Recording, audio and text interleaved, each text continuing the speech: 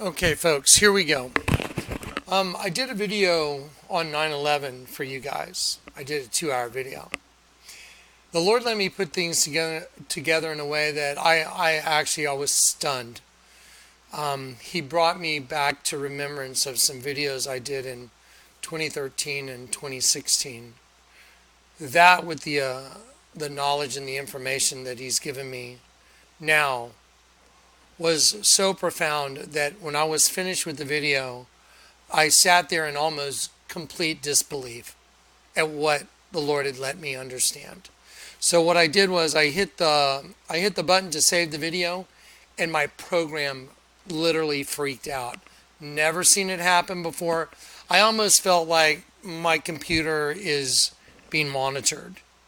There was one video that got the FBI to show up at my house, and that was called The Destruction of America, where I was able to show everybody that all the bombings in the United States that have occurred, the Twin Tower bombing, the Pentagon bombing, the federal building bombing in Oklahoma City, as well as future bombings, are printed on U.S. currency notes, which are made by the Federal Reserve, aka the Rockefellers and the Rothschilds.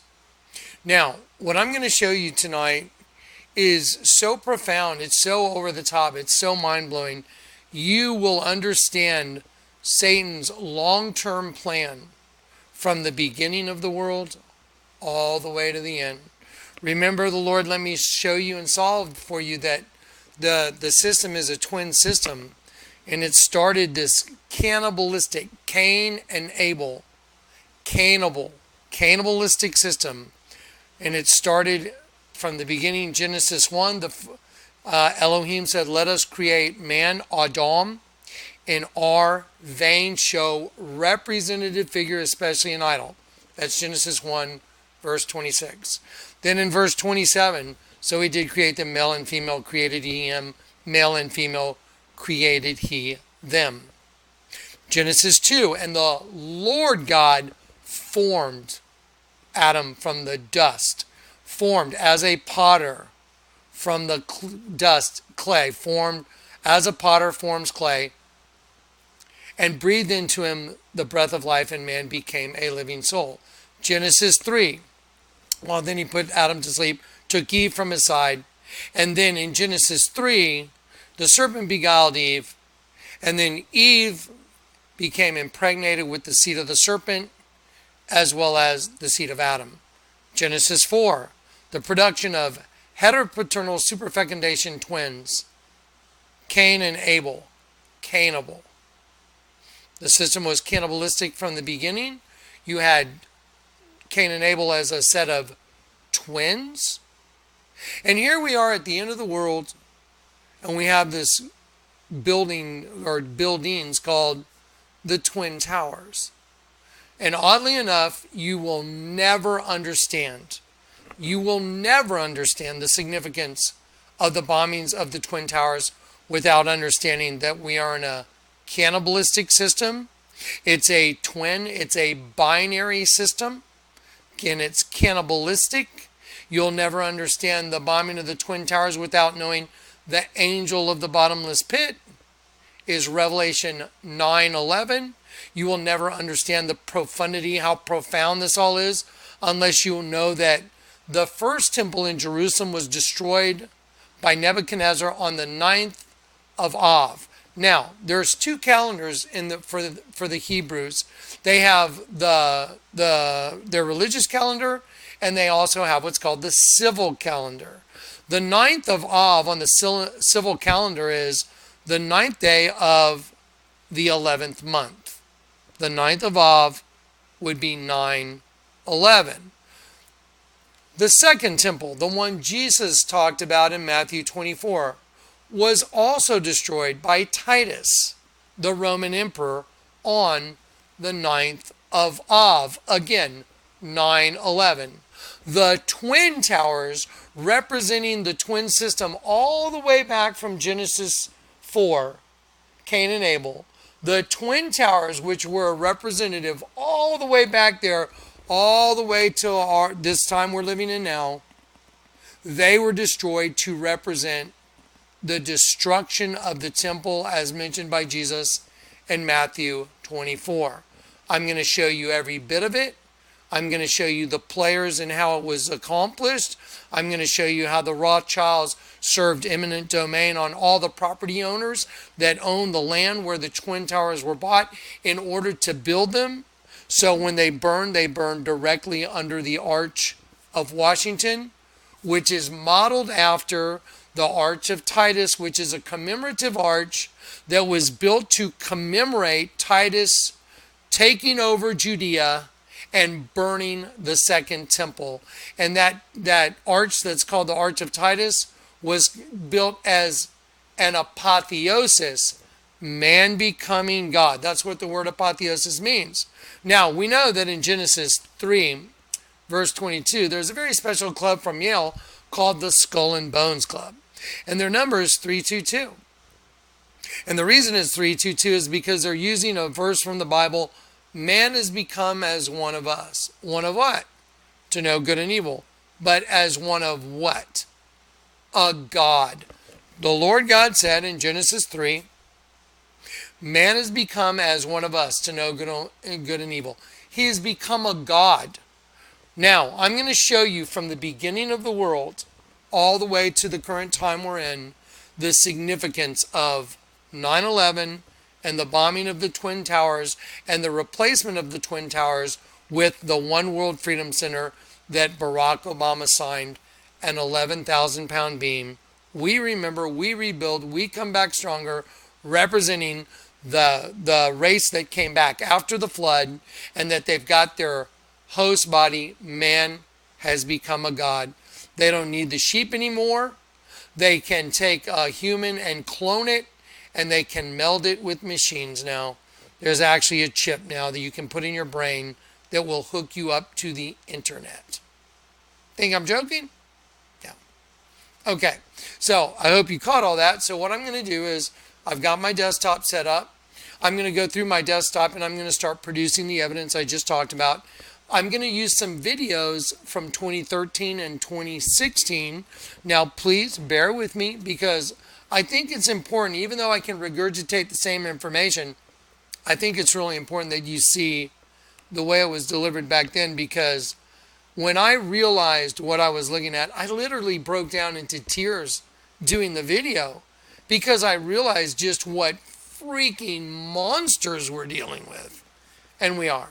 So I'm going to go through and play you a couple video clips from 2013 and 2016 to uphold everything I just told you. I'm going to use all the scriptures. I always come with the Word of God.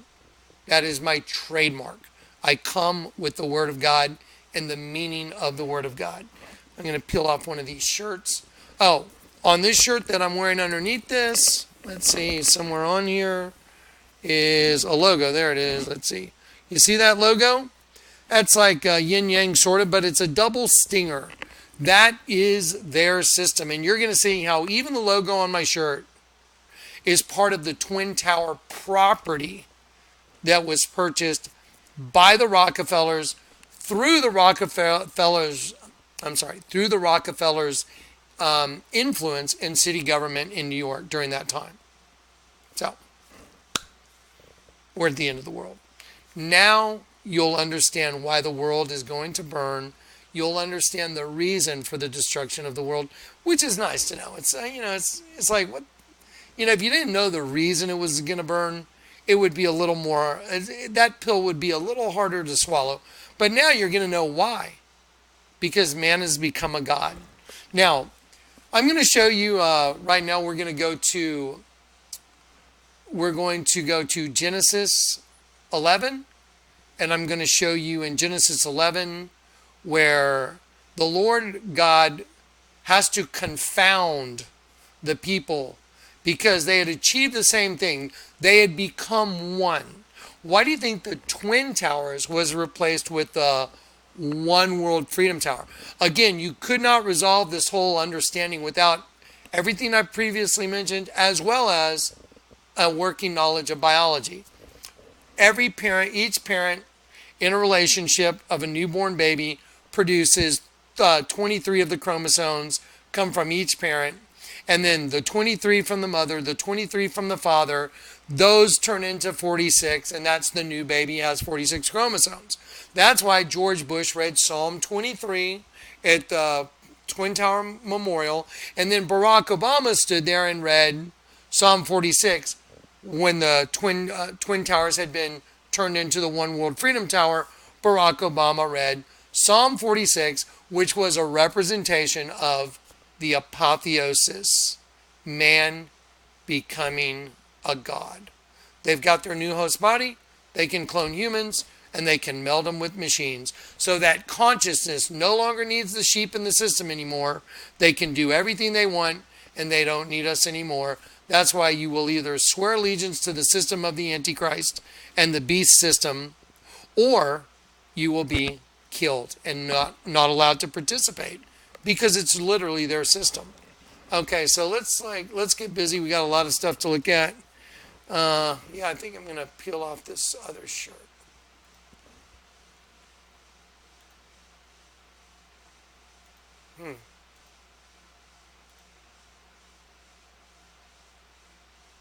Okay, and guys, I don't know. Like I said, I had such a major problem with the computer situation that I've been to 2 different computer places today, and hopefully this is all going to work. Okay, let me just check my stuff. Now, I told you in the other videos that I was going to tell you about Barack Obama's tweet the other day, and I'm going to go ahead and show it to you right now because oddly enough, his tweet has become so significant that it's almost hard to believe. I mean, it's almost hard to believe what's on his tweet. Okay. So he tweeted the image of a shirt.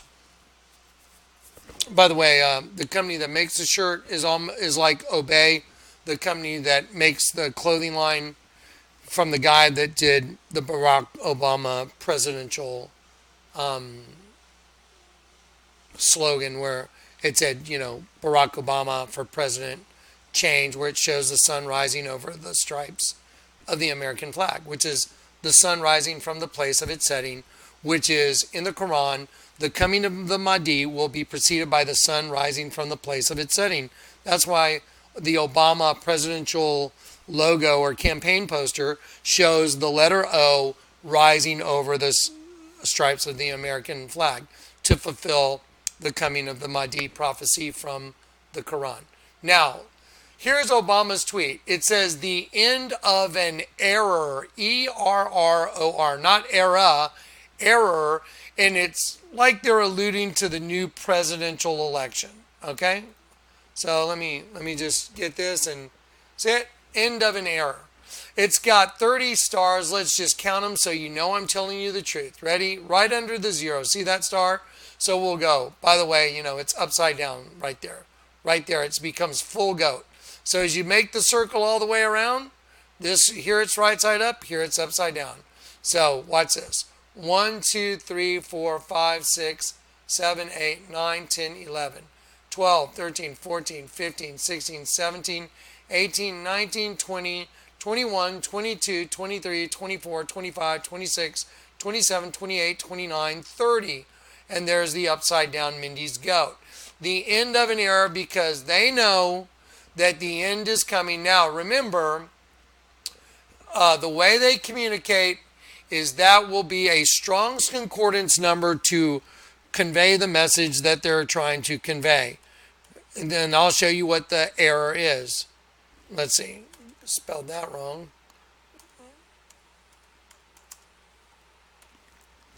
Strong's 30. A vessel. And that's the error. So now, here we go. A vessel. In vessels. The word vessel, like a host body. Now, I'm going to stretch that back down. I'm going to go like that. Now, I'm also going to put you guys in remembrance of a few things that are very important. That this whole scorpion from the pit thing, the Bible says thou dost dwell among scorpions. He's not talking about a bunch of insects running under rocks. It's talking about the race of beings that we dwell among. And here's some of the manifestations that they produce, like a guy named YG. He has a clothing line called 400. 400, like 400. I've had black guys that I used to deal with. They'd say, Johnny, give me 200. That's exactly how they'd say it. 200, like 200. Here's 400, like 400. The cryptic meaning is hunted, hunted, the number 4, and then hunted backwards is D-I-N-N-U-H, hunted for dinner. And they're making fun that the scorpion race is hunting angels for dinner. Now I'm going to enlarge this so you can see that that's an angel. So that's what they're hunting. They're hunting angels for dinner. Who's hunting angels for dinner? The scorpion race that we dwell among. Because their origins are from the bottomless pit. That's the origin of the scorpion race. I'll show you another shirt by 400. And it says, stay dangerous on the back of this guy's shirt. I'm sorry, it defaulted to this picture, so we'll look at this. The number 400 in the Bible, it means food, food supply, or prey. Food, food supply, mealtime, or prey. Hunted for dinner. See? So without knowing the way they communicate, you would never know what this shirt is talking about. But it's hunted for dinner. They're hunting angels for dinner. A scorpion race. Okay, now let's go back to the main page. Hopefully it won't be too long. There we go. And so I'm going to click on this picture just so you know it's scorpions because this identifies who they are. And right here, I'll zoom in. See right here, 400. So 400, so you know it's a 400 shirt. It says stay dangerous, and that's a scorpion stinger. So the ones that are hunting the angels are the scorpions from the pit. Thou dost dwell among scorpions. Okay, scorpions and the serpent race, it's all the same. Now, let's see. Let's let this populate. Okay, so here's a good example. I like this picture a lot because here's this girl. This guy thinks it's something really great. She looks great, but she's casting the shadow of a praying mantis because she is hunting him for dinner, because you don't realize you're being hunted for dinner until your sentence is carried out and you end up in the pit and you ended up as food. And you don't find that out till you die and you weren't redeemed. So unless you get redeemed, converted while you're in the system, once your host body dies, your energy that's subject to the magnetic field you're in, because there's a right side up you and there's an upside down you. There's a double U. See my shirt? There's a double U. And unless you get converted, you go into the pit and you become food for that race. And you didn't know you were being hunted for dinner until your sentence is carried out. That's what makes this so sinister. You don't even know it until it happens. Okay, so here we go. I'm going to show you a couple more images. Here's an image. I like this. This reminds me of me. It's a long, lonely road, and he's casting the shadow of an angel. Here you go. Here's a picture of a tattoo on a girl's calf. It's a girl's face, and what's coming out from behind the face is a praying mantis. Here's another girl with a giant praying mantis. I don't know if you know this, but the praying mantis insect, when it's done mating, kills the male and eats it.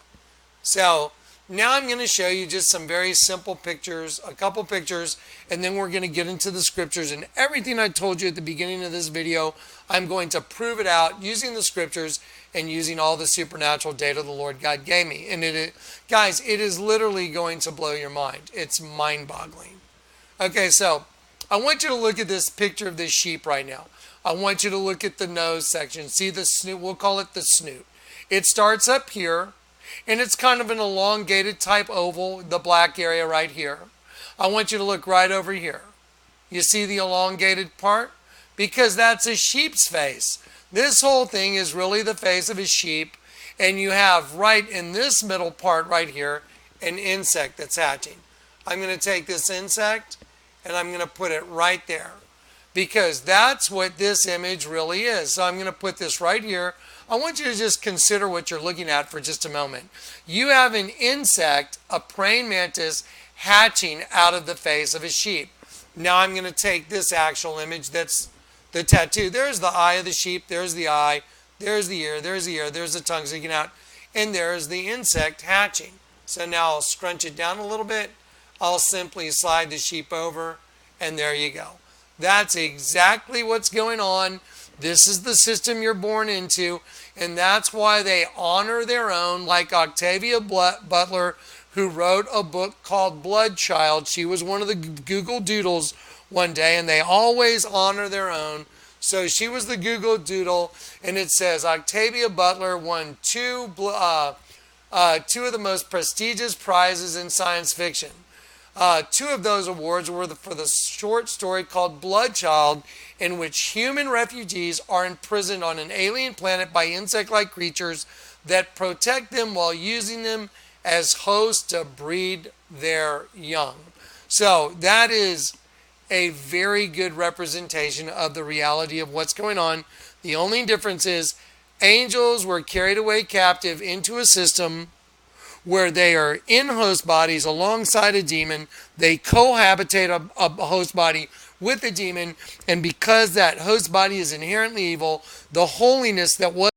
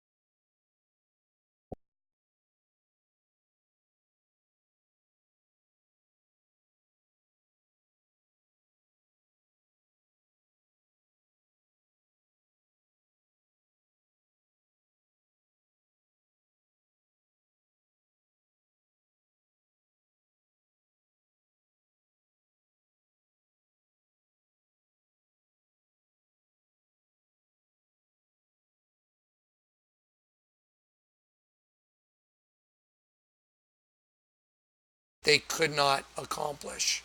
Same as Genesis 11. Because nothing they purposed to do would be stopped. Watch. Genesis 11. Same word. And the Lord said, behold, the people is one. Think of the one world freedom tower, properly united. Think of the two becoming one. They have all one language, and this they begin to do. Now nothing will be restrained from them which they have imagined in a bad sense, think evil, to do. It's the same word as let us create man in our image, to do and to make, to accomplish, to advance, to a point. Okay, super important. Okay, I'm going to drop that out. And then we're going to start with Matthew 8 now, and then we'll go to Matthew 13, and I'll review the mustard seed so you can remember again. Sorry, we're having a little bit of a problem with this program. You can remember again that in Genesis 1, and Elohim, and the spirit of Elohim moved upon the face as the part that turns of the waters, semen, and the largest altar in the world. The largest altar in the world, I've shown you 1,000 times, is a giant dead sheep that's constituent parts are a bunch of angels, that is a penis and a vagina, and the angels are melting into semen. That's because that altar was built to represent Genesis 1 verse 2. And the spirit of Elohim moved over the semen. It was also built to represent Genesis 1 verse 27. So he did create them male and female. That's why there's a penis male, and you turn it upside down, and it's female. He created them male and female, right side up and upside down. That's the system. Don't forget it. That's the system. That's why Jesus was on a cross right side up, and Peter was crucified upside down. That's why Peter had the keys to the kingdom of heaven. Okay, does it all make sense now? Now the whole Bible is going to make total sense, and the agenda is going to make, you're just going to be like, by the time you're done with this video, y'all are going to be like, I know you are, because I was. And then last night when this thing crashed, I just was like, oh no. And I went to 2 computer places to try and get it back. Wasn't doable. Okay, here we go. Let's knock this thing out. Okay. Now. Okay, let me pause this.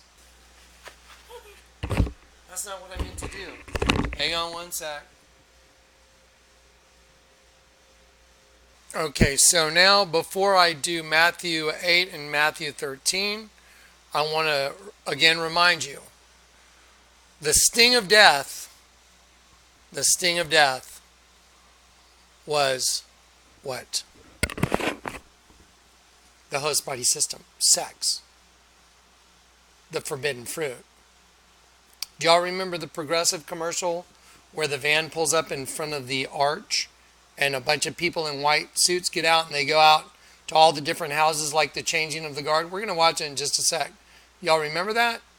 It said flow-tection, flow, like think of flow from a penis. We're just going to have to be adults here. Flow-tection since 1937. Do you know what 1937 means in the Bible? Lust for that which is forbidden. That's what it means. I'll prove it. Ready? Okay, let's go through this. So, remember the Catholics worship the Virgin. I want you to look at this rudimentary image of the Virgin. There it is. She's got no face, but if we take it and we put it right inside that scorpion stinger, that's why this image right here, and by the way, this is a common tattoo. I've looked it up. It's a common tattoo. This is really a representation of the Virgin. That's why it's leaning sideways with the head. See, I'll just take the Virgin and just slide it right in the negative space. See, there it is. That's the Virgin.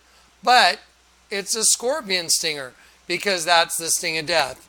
Again, at the risk of being redundant, here's a girl casting the shadow of a bug that's hunting him. This is Marina Abramovic's performance art. Marina Abramovic is the witch that host the Mocha Gala with Debbie Harry, and they make cakes of themselves, so they have their own twin cake, and then they eat it.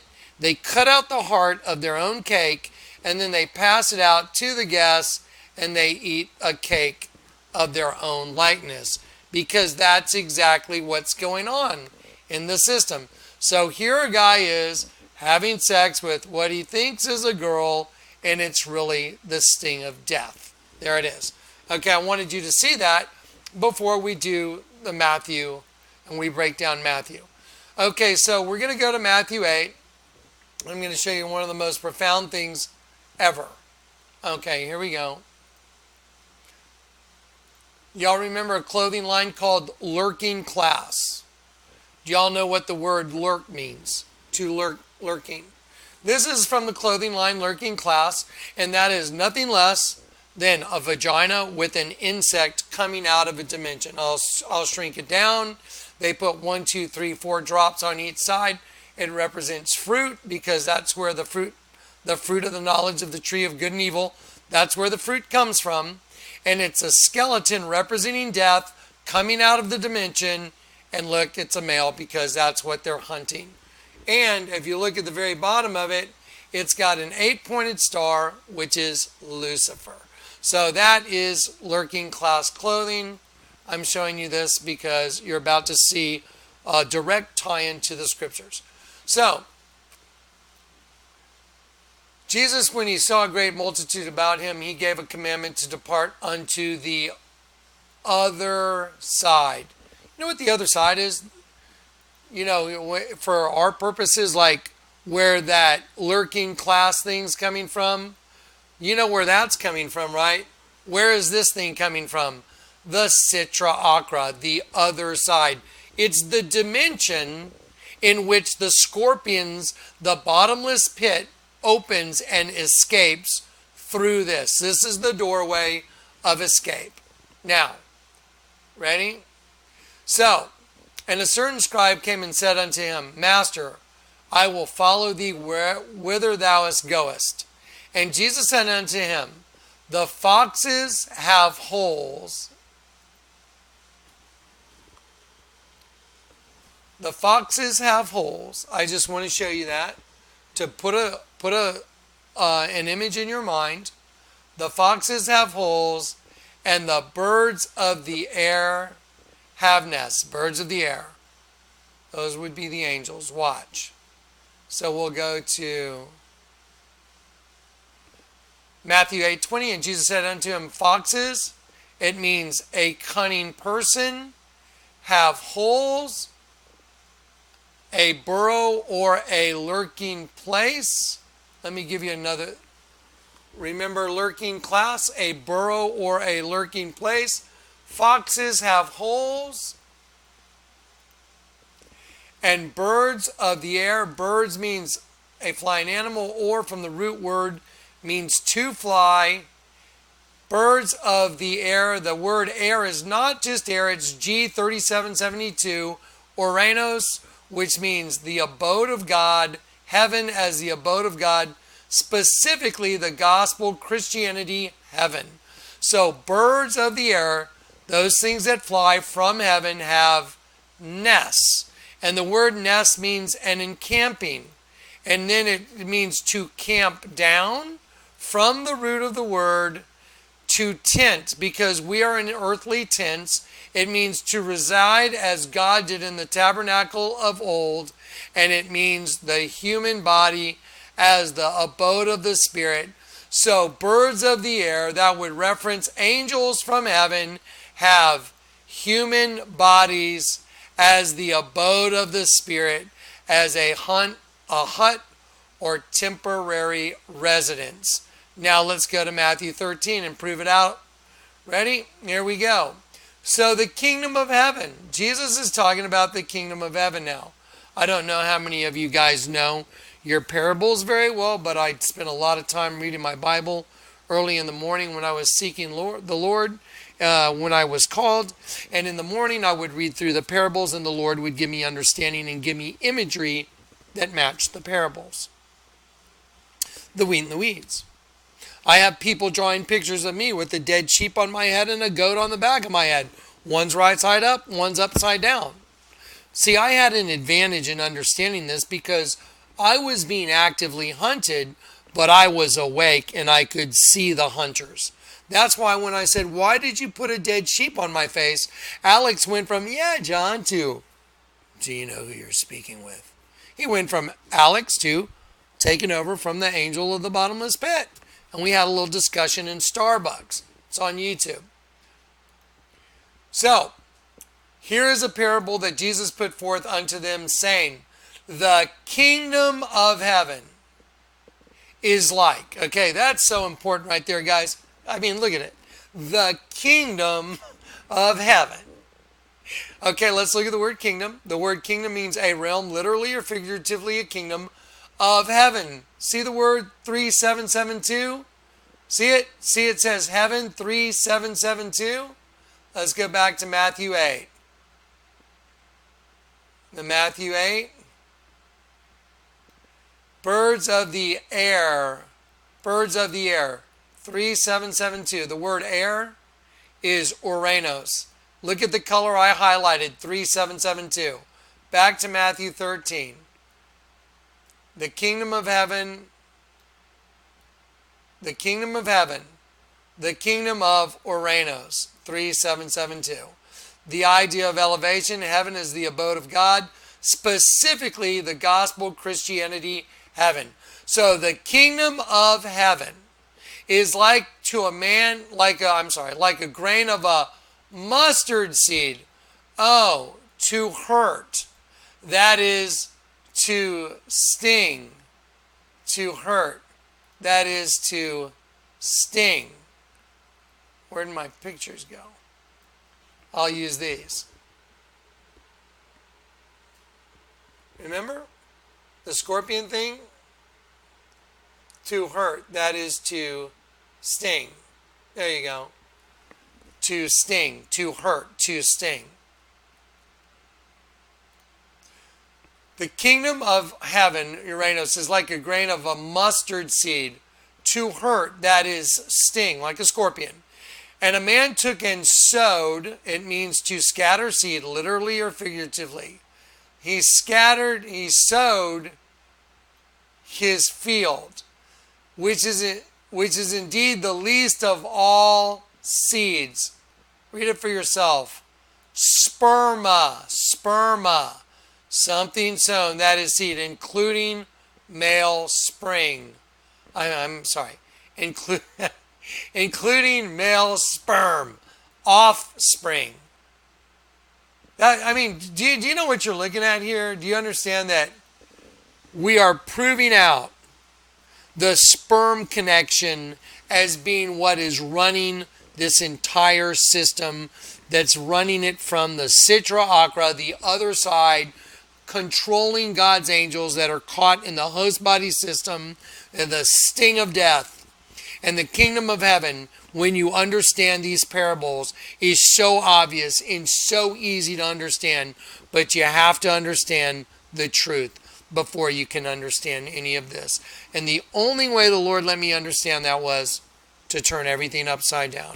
That's how you know you've been converted. There's no other way. That's why Jesus gave Peter the keys to the kingdom of heaven. This is perfection, guys. Okay, so here it is. So the kingdom of heaven is like a grain of a mustard seed. Seed. A seed, to hurt, to sting. What's a seed? A seed, sperm. When it is sown, it becomes a tree. And the birds of the air, the birds, something that flies from the abode of God comes. It means to come or go.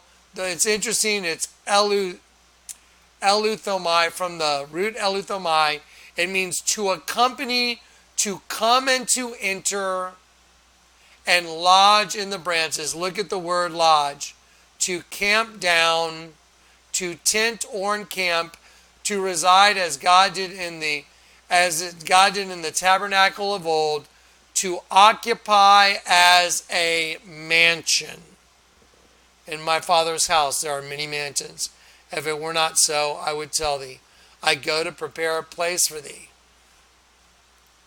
From this, a hut, a temporary residence, the human body as the abode of the Spirit. The birds, those things that fly from heaven, the abode of God, come, enter into, and lodge, to camp down in human bodies as mansions. Human body as the abode of the Spirit. I've heard people doing all these radio programs, people I know, talking about, oh, I hope my mansion has this and has that. Most people can't think outside the box. I know that opens up a lot of questions in a lot of people's minds.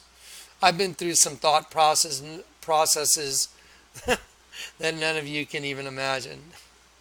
I've been through a lot of thought processes. Lord, can you explain this and explain this? I can tell you one thing.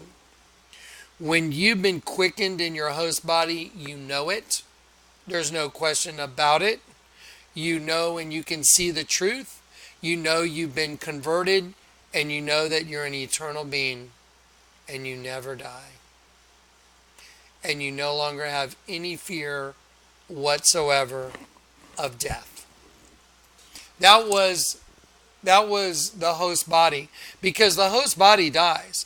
But if you've been converted and you know Christ is in you, and you know because you know everything's upside down and backwards, you have no fear anymore. It's like, I used to skydive all the time before I was converted, and there were times that I had malfunctions on my parachute, and I was burning in one time, and I had my parachute rip in half at a very low. I deployed at a very low altitude, and I waited too long to look at my altitude, so my altitude awareness was way off. And when I looked at my altitude, I was almost below 1,000 feet, so I didn't have enough time to safely chop my main and go to reserve.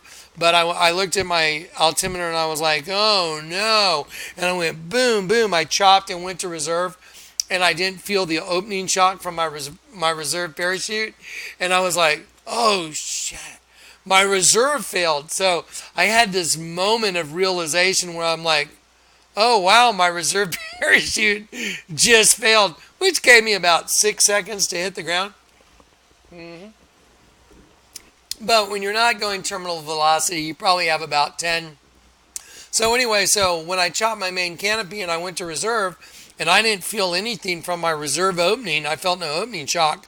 I was like, oh my gosh, and I had an instantaneous realization, wow, I'm about to die. And I'll never forget what I did, which is really weird because I would have been straight to the pit. But when I went boom, boom, and I was like, and there was no opening shock, and I was looking for my risers, because when you chop your main, you got no risers. And so I went boom, boom, and main's gone, and I'm looking for risers from my reserve, and there's nothing. And I was like, oh crap. And then I looked down at the ground, and I went, oh wow, I'm going in. Woohoo! And I was like, woohoo! And I remember I was just like, woohoo, this is it, I'm going in, yeah! And then poop! I was like, what? What happened? It was kind of anticlimactic, thank God.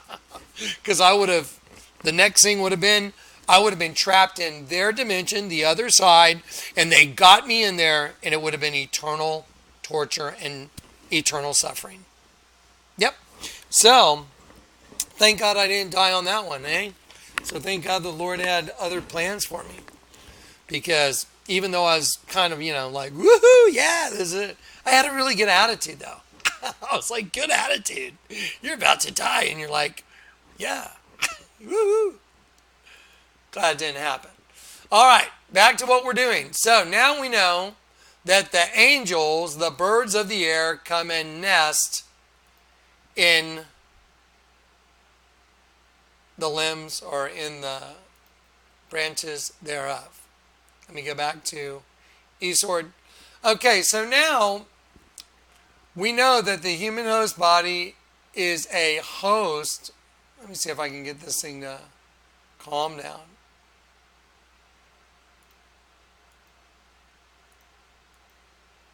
That's crazy. This thing's like really glitchy. I'm going to have to just play with it.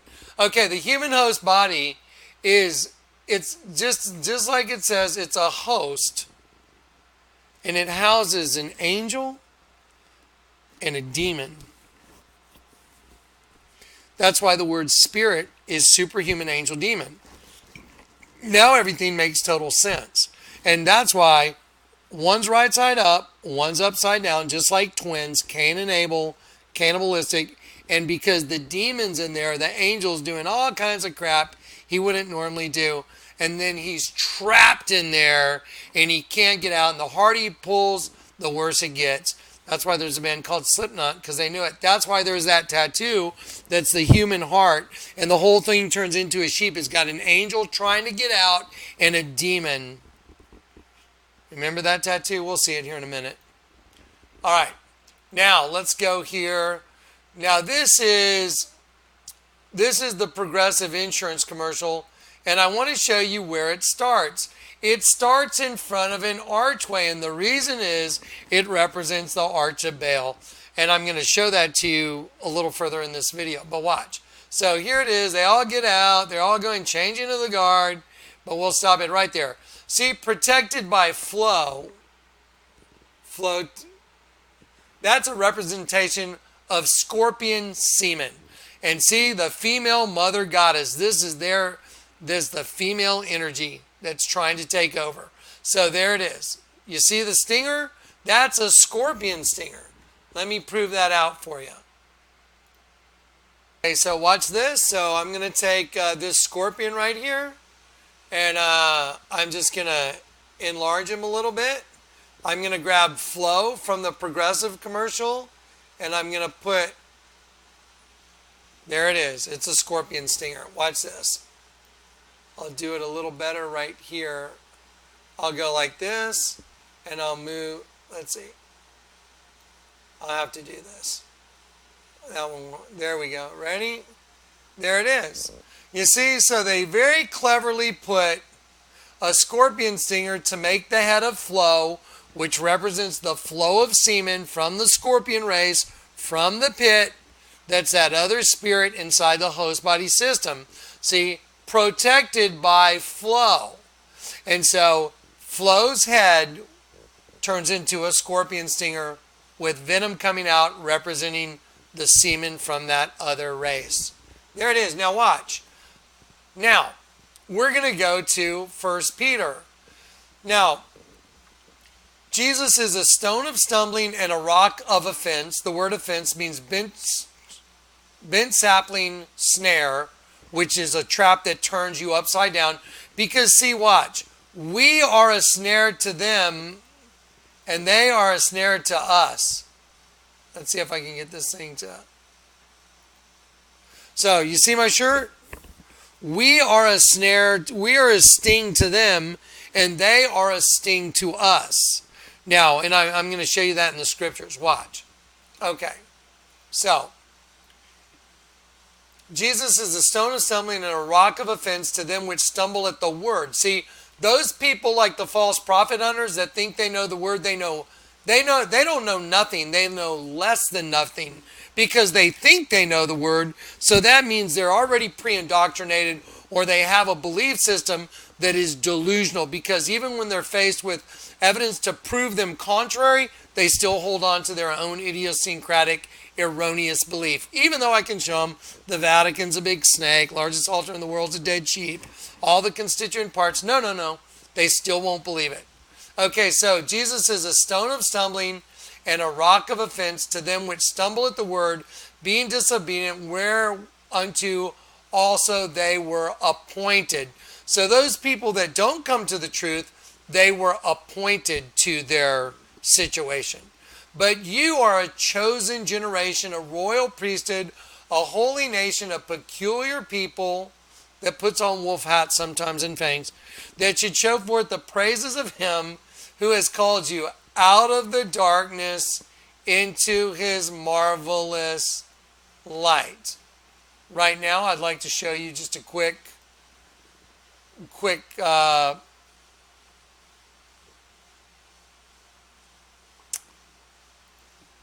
confirmation of that, of my identity.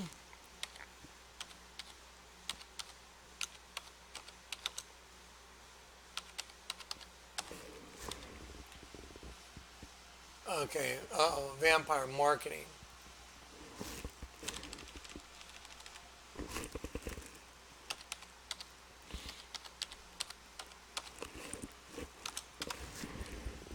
There we go, vampire marketing video. Okay, so it'll say out of the darkness into the light.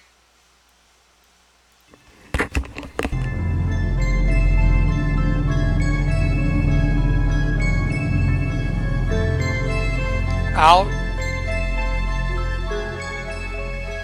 of the darkness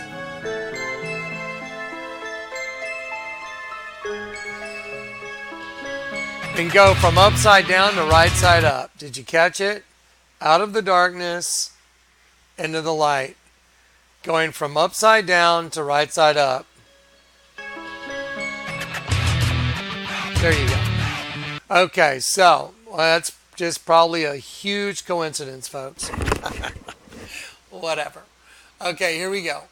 Now, back to our scriptures. Let's go to 1 Peter. So we're in 1 Peter. So the Lord called us out of the darkness into his marvelous light. The same as Vlad Eyewear marketing video.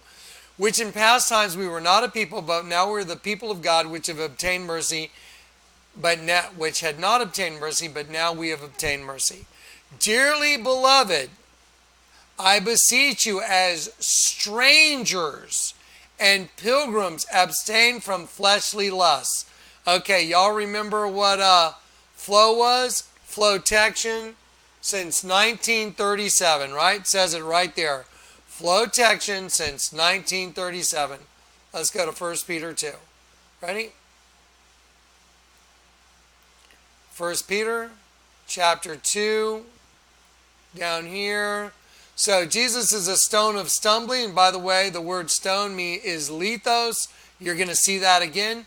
He is a lithos of stumbling, and a rock, a petra, as in a massive rock foundation, of offense. See the word snare? And the word offense is snare. It turns you upside down. We turn them upside down. And it is a stone of stumbling and a rock of offense to them which stumble at the word. It's logos. It's the same thing as John chapter 1. In the beginning there was the Word, and the Word was with God, and the Word was God. See, it's the same exact word, logos. It means a topic, subject of discourse, also reasoning, the divine expression that is Christ, doctrine. So see, those people that stumble at the word, they're caught in a snare. They're upside down in their snare. They just don't get it. And that because they were disobedient. And they were also appointed to it. Okay, but here we go. But we are a chosen generation, a royal priesthood, a holy nation, a peculiar people that should show forth the praises of him that called you out of the darkness into his marvelous light. Dearly beloved, I beseech you as strangers and pilgrims. Okay, guys, brace yourselves. Ready? Strangers, by dweller, alien resident. We're the aliens in their system. Do you understand? We are the aliens in their system. We are by dwellers, like alongside. As strangers and pilgrims, an alien alongside. That is a resident foreigner. Abstain from fleshly lusts. Ready?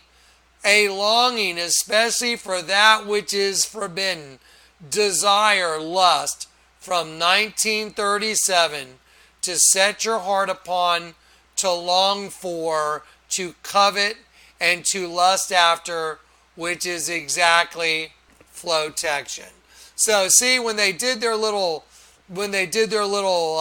progressive commercial, and they put since 1937, of course they knew they were putting that on there because they're mocking us. It's like y'all wanted to come to our system. You wanted the girls. We got it all. Just, we want your soul, though. Do you understand? We're in their system. And they are making man. Man became a god in Genesis 3. Have you ever seen cars evolve over the years? You know, you go look at a car from the, 40s, or let's go look at an old car. Now look at a Lamborghini. Press a button and you can talk to anybody all over the world just talking in your car. You can press a button on the roof of my car and it'll open a garage for you. You just have to have it synced. Can you imagine you can talk on your phone to anyone in the world and have your phone translate for you? Man has become a god. That's apotheosis. Now that they can clone humans and they can add all their metal parts to them that they want, they don't need the system anymore. That's why the Twin Towers were burned down, because they don't need the twin system anymore. The two have become one, and there's nothing that they cannot accomplish. That's why the Lord God's going to burn it all. Now, don't forget, you know what we're really doing in this video? I'm going to show you 9/11. You know, September 11, 2001. I'm going to show you what it's really all about. This is what it's all about. Everything I'm showing you is what 9/11 is all about. But I'm going to show you the mechanics of it too. I'm going to show you how the Rothschilds served eminent domain to buy the land where they built the Twin Towers. I'm going to show you that George Washington is on the rotunda of the Capitol building. It's called the Apotheosis. And he's sitting there looking down from above in the dome that represents a pregnant belly. And upside down it says, E pluribus unum, out of many, one. Oh, out of many, one.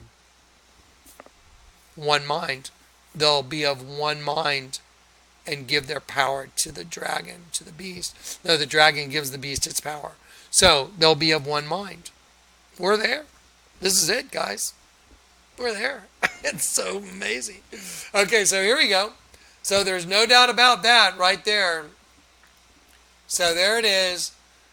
Dearly beloved, I beseech you as alien residents, by-dwellers, as pilgrims, an alien alongside, that is a resident foreigner, abstain. Hold oneself off from, refrain from fleshly lusts, a longing especially for what is forbidden. I'm going to highlight that orange. A longing especially for what is forbidden. You know, the forbidden fruit. That's why Flo has her head turned into a scorpion stinger, and that's why it's semen that is the poison, the sting of death. That war against the soul. There you go. The breath. That is spirit. Immortal soul. Okay? Now, let's see where we're at. Okay, so I can dump that. We've seen flow.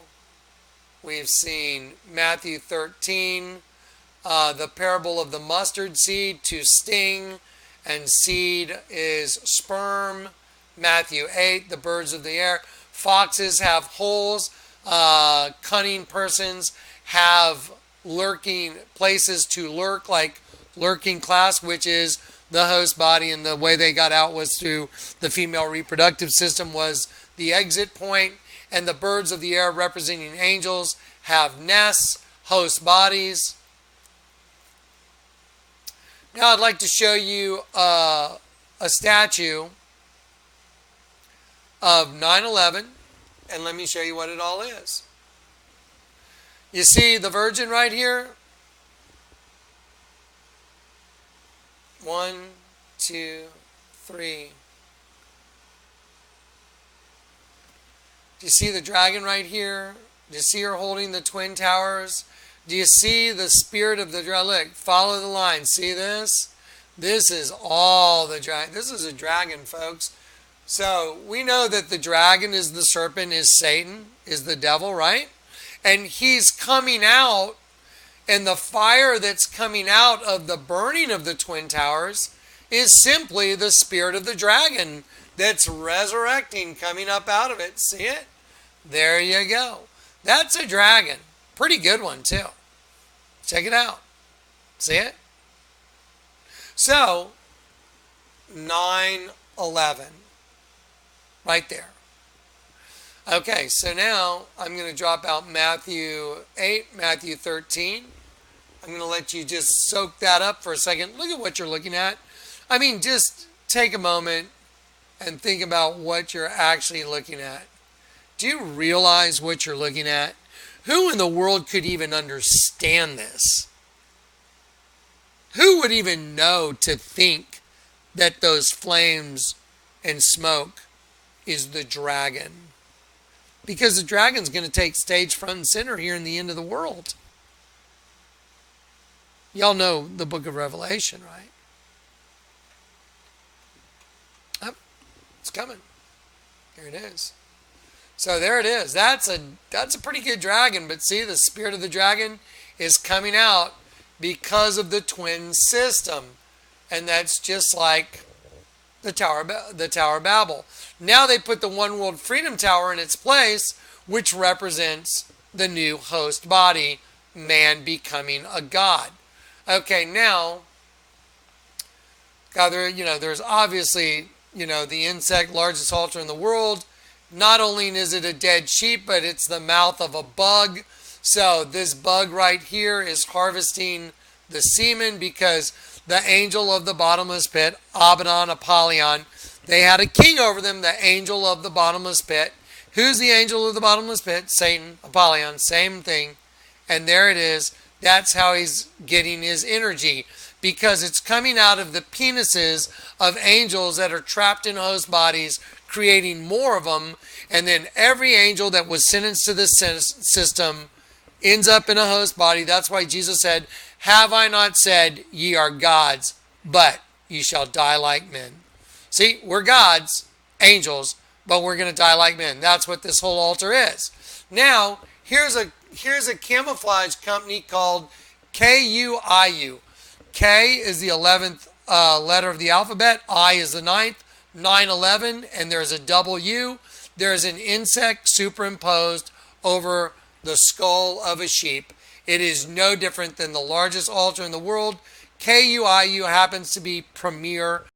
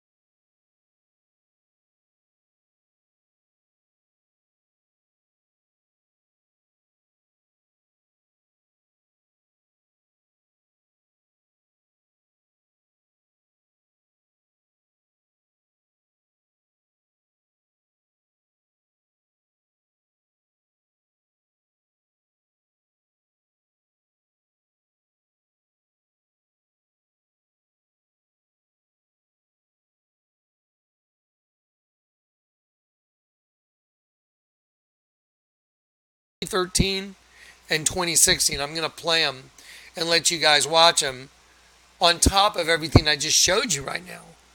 And then I'll kind of do a little recap and wrap it up. Let me see what else. Okay, so here we go. Let's watch this short little 10-minute video.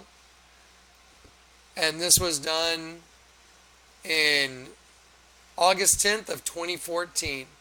And I think this is a little thing I may have had Dave put together, or Clay. Okay, you ready? And I can't get the picture to disappear in the bottom. Here we go. Please listen very closely and please pay very close attention as you watch this video. This video is about the destruction of the temple, mentioned in Matthew 24 as well as Mark 13.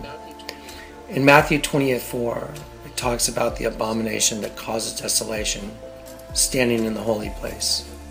In Mark 13, it mentions the abomination of desolation standing where it ought not to be. For years I have contended that the abomination of desolation is the serpent seed within the human genome. It is critical that you understand the upcoming information to fully understand the destruction of the temple.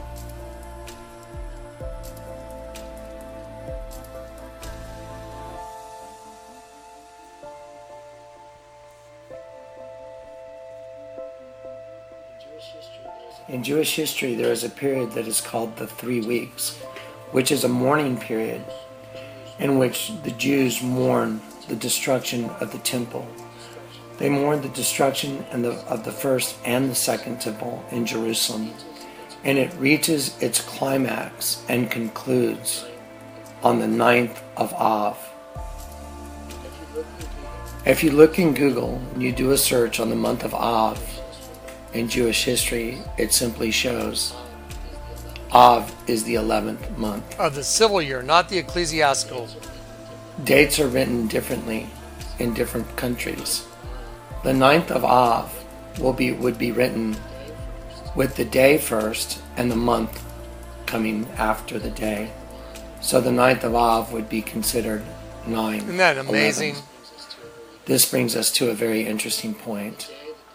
The day that the Twin Towers were destroyed was also on a day called 9/11. This was the fallen angels mocking humanity, proclaiming that they had destroyed the temple, meaning the human temple as a host body for the Spirit of the living God. The rebuilt temple, the One World Freedom Tower, is a representation of a new temple, a new human body, host body, that would house or be inhabited by the spirit of fallen angels, Satan and the fallen angels. Each parent gives 23 chromosomes in the production of a I'm new going to temple. pause that. Do y'all understand that these are DNA markers?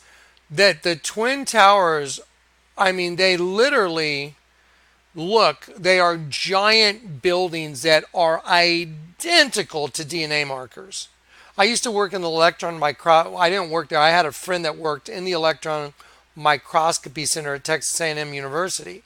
His name was Richard Curtin, and he used to prepare slides for the electron microscope. Well, I was in biology, chemistry, and all that stuff, so I have a pretty good understanding and a pretty wide view of biology and DNA and all those, all those studies from college. And it's amazing that the Lord made sure I had all the skill sets to understand all this, because you literally have to have all these to fully understand it. You have to know that there's 23 chromosomes donated by each parent. You have to know that. That's why George Bush read Psalm 23 at the Twin Towers. That's why Obama read Psalm 46, because the two had come together as one, representing the apotheosis. The two have successfully come together for the new host body, which is what the One World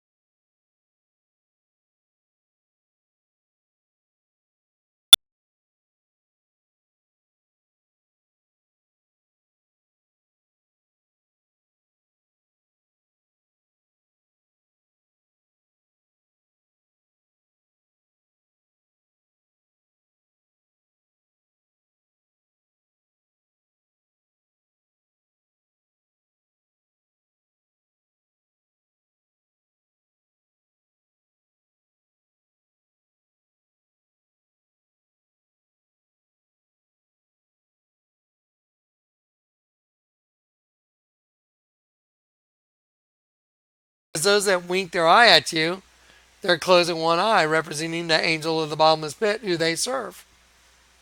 That's what I got it. 6 at the very top of the newly constructed temple. These are the Twin Towers. These are representations of the Twin Towers. Each one represents a different species. The wheat, the weeds. They're growing alongside each other, but they look identical. You can't tell the difference. The only time you can tell the difference is at the harvest. They're growing alongside each other. Each one represents 23 and 23 chromosomes. Okay, that's the number of completed chromosomes. When you add them together, you get 46. 23 and 23 equals 46. So each tower represented 23 chromosomes.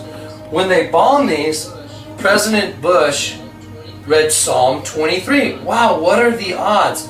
Well, how come when Barack Obama stood and christened this and he read at Ground Zero on September 11th, how come he read Psalm 46?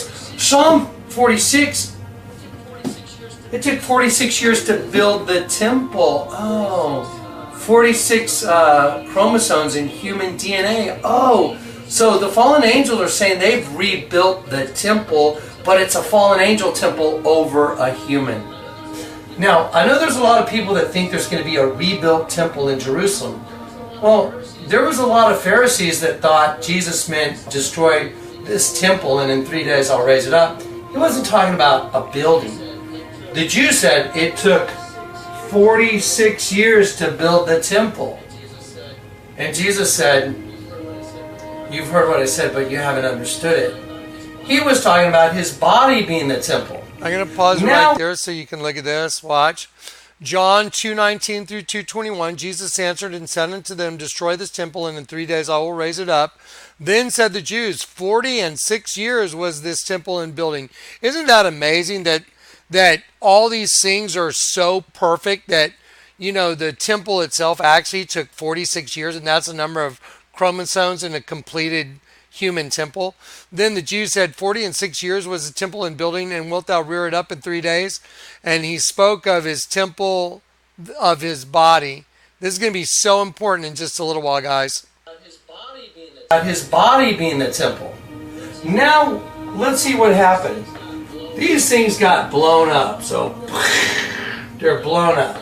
They're on the $20 bill. So someone or something has arranged that and pre-planned it. And we know it was Satan using humans as puppets. We already showed you who they are. Satan and the fallen angels. That's who they are. Those that try and hide their plans from the Lord are doomed. They carry out their schemes in secret. What schemes? These schemes. And think no one will see them or know what they're doing. They turn everything upside down. Okay, well, here's another representation of who they are. They are the pyramid. Like the capstone, you know, on the back of the dollar bill. This is who they are. They are the all-seeing eye. That's who they are. They're the weeds. They're the other half part of you. It's the abomination is in you. You're the temple. Now watch this. They carry out their schemes in secret and think no one will see them or know what they're doing. So they bomb the Twin Towers, and they're making a proclamation in public saying there's no longer two races. Each one of these, let's put a little circle here and a line through it and say that represents the brain. They both have two separate consciousnesses, but when they've been bred together, these two consciousnesses are at odds with each other and they fight each other. You have your good side and your bad side. There it is, manifesting in all kinds of things. Be still and know that I am God. I will be exalted among the nations. I will be exalted in the earth.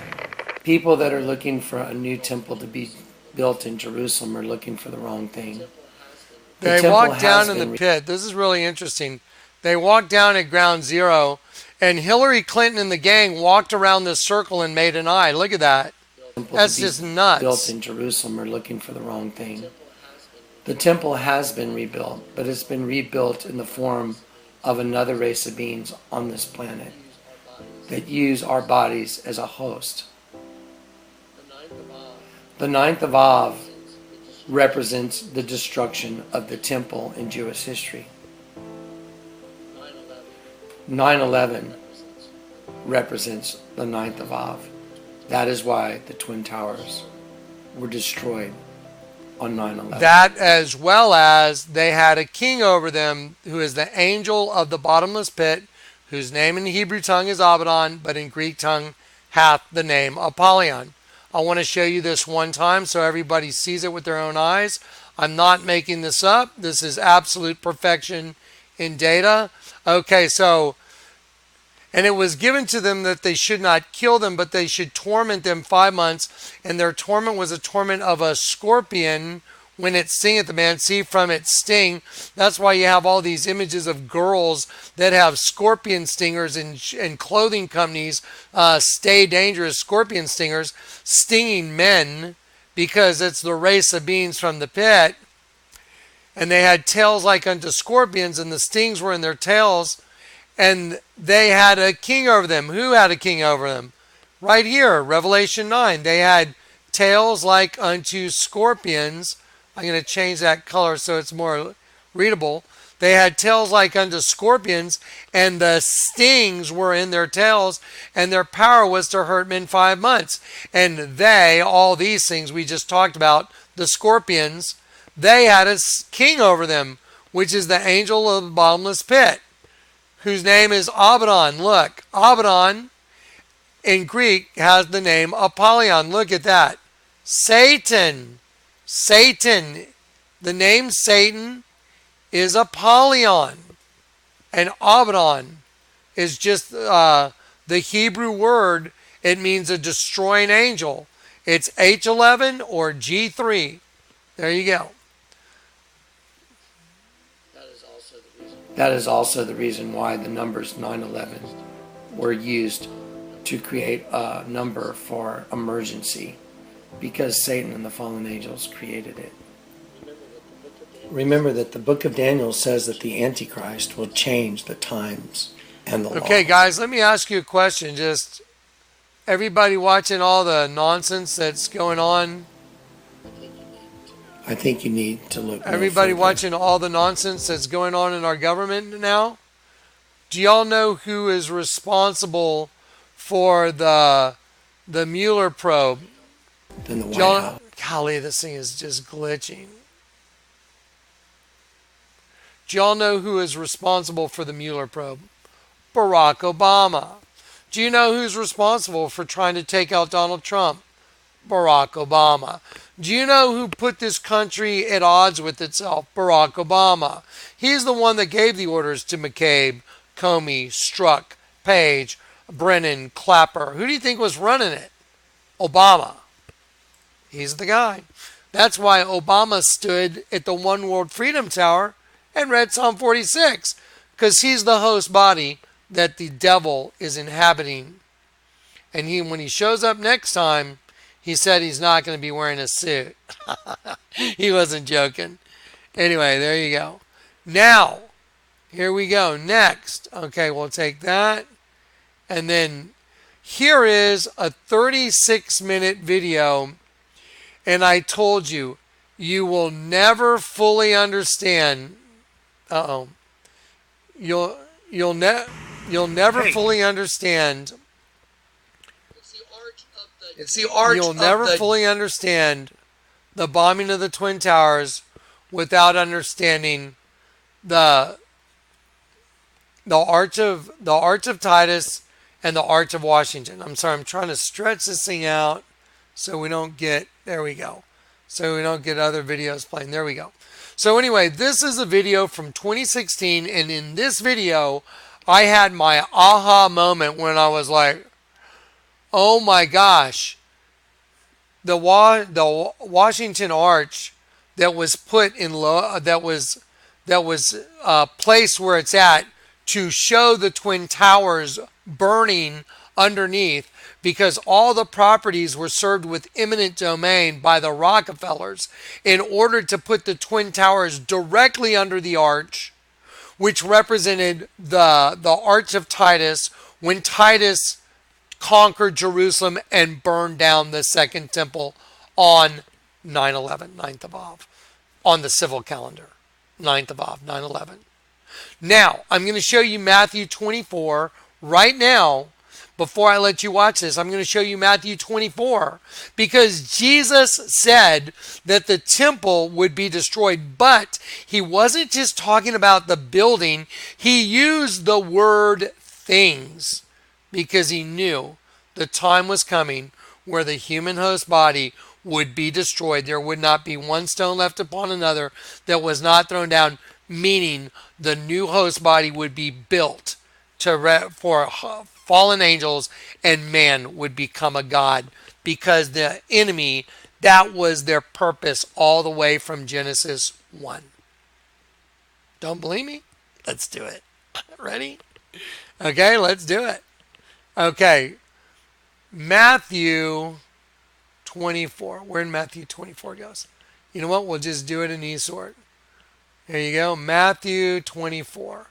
Matthew 24 is the destruction of the temple. Jesus foretells the destruction of the temple. And Jesus went out and departed from the temple. That's very prophetic. Meaning Jesus departed from the temple, like even from us. And his disciples came to him to show him the buildings of the temple.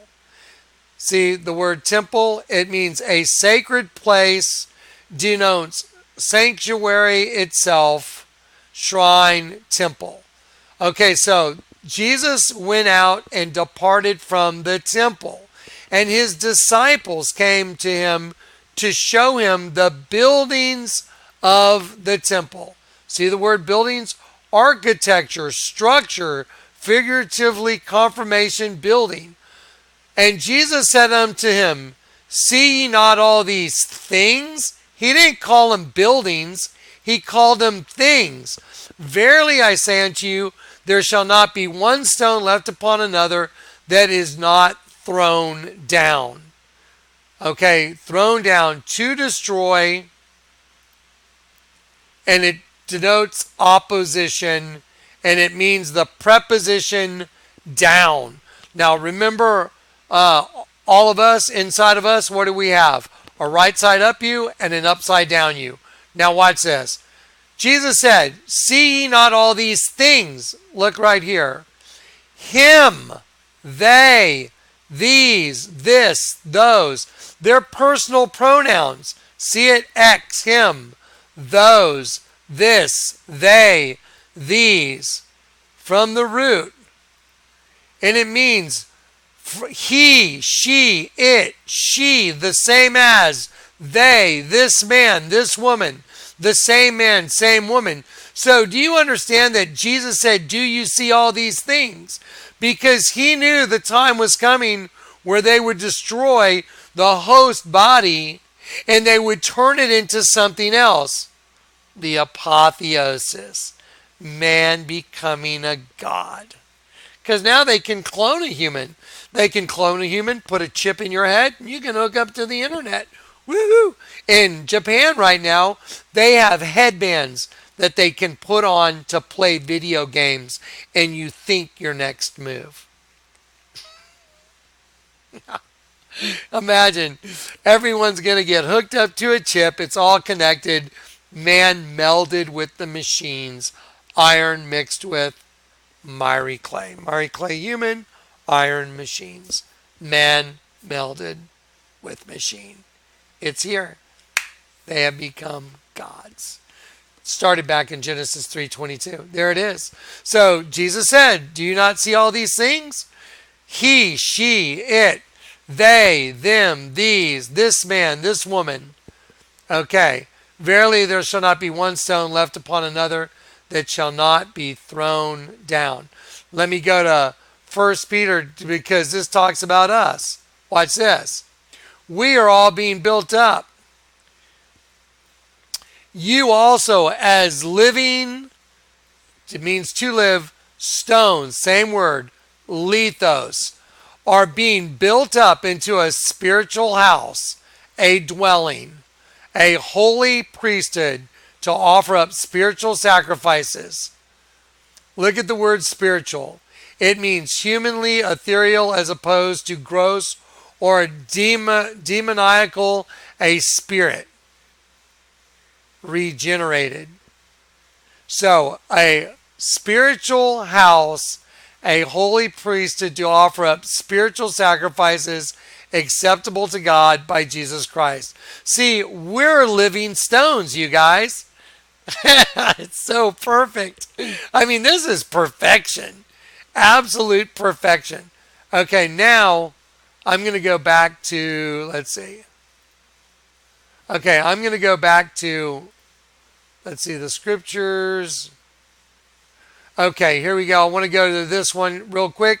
For this is Romans 8. You have not received the spirit of bondage again to fear. And the way you got that spirit of bondage is if you're in a host body, the host body dies. It's subject to death. Well, when you put an angel in a host body, now you're subject to death. So everybody lives their life in fear of death unless you're converted. Then you're not worried about death because, you can see everything because you've been converted. You know where you're at. Your identity was hidden in Christ. Now you're born again. You can see the truth and you're not scared anymore. It's perfect. It's absolutely perfect. Okay, we have not received the spirit of bondage again to fear, but we have received the spirit of adoption. You know why? Because Satan used to be our daddy when you got your host body. So he became your dad at that point because when you're born into the flesh, he's the father of lies. And your host body is literally a lie. Your host body is an illusion. It's a phantom image. It's a representative figure, especially an idol. So now everything makes total sense. Okay, now we're going to watch this video. Okay, so now we're going to do the Arch of Titus. And this is going to be 30 minutes. I'm going to pause it and go grab some coffee. And you're going to see all about the Arch of Baal, the Arch of Titus, and you're going to see that the Arch of Washington, which is the arch you could watch the Twin Towers burn under, is a replica of the Arch of Titus, or it was modeled after it as an arch of apotheosis. And that's why it says Exitus Acta Probat, which is on the Arch of Titus, which means the outcome justifies the deed. And I'll show that to you very quickly, just so you can see it before it starts. Let's see. There it is. Exitus Acta Probat. Right behind Washington, the outcome justifies the deed. What's the outcome? Getting their new host body. What's the deed? Carrying God's angels away captive and burning them as fuel for their system. Exitus Acta Probat. You're looking right at it. And that's the hidden hand. Gotcha. It's so amazing. Okay, so here we go. Let me go to this next. I want to show you two other pictures real quick. So when this is playing, you know what you're looking at. This is the Arch of Titus that was built to commemorate Titus destroying the second temple in Jerusalem on the 9th of Av, 9/11. So this was built on 9/11. This was built to commemorate the destruction of the temple in 70 AD. Here is the Arch of Washington, which is built to resemble the Arch of Titus, and you could watch the temple of God being destroyed right under the arch. But this represents the DNA. Wow. Wow. And it's on 9/11 because they had a king over them. Who? The angel of the bottomless pit.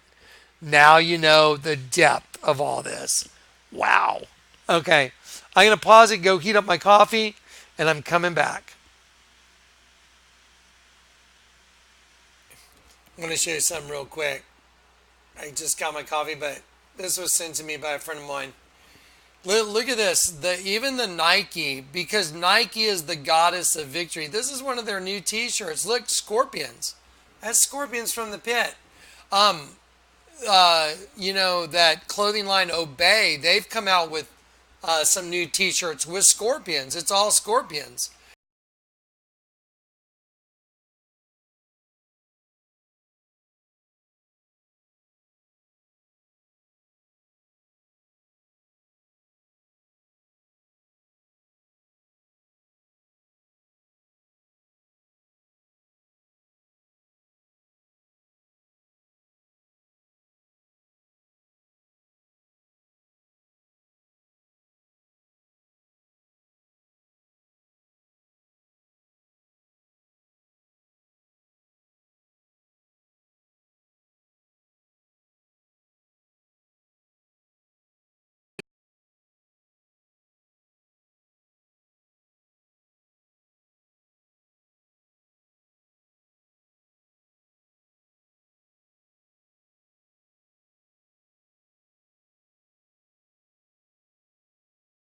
Watt sign where it shows a guy and it looks like someone going through a window, but it's really stopping someone from escaping.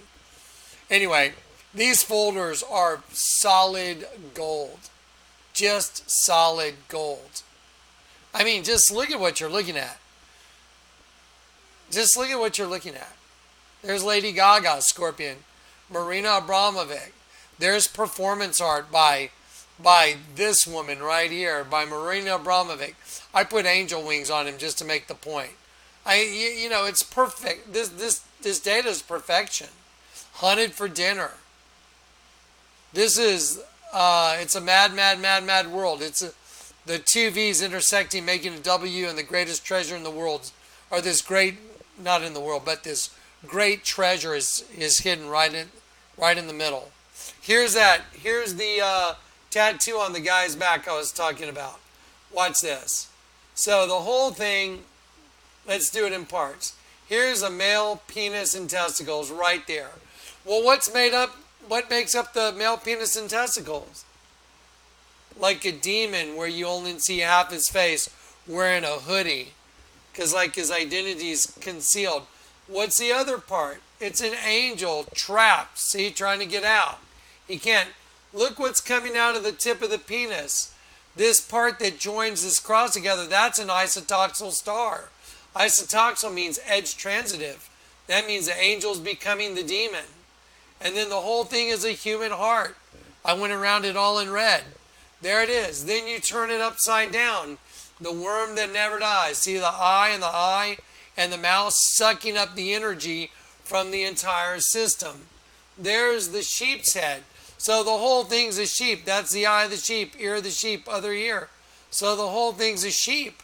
I mean, you can't even think this stuff up. There's a tattoo of a witch.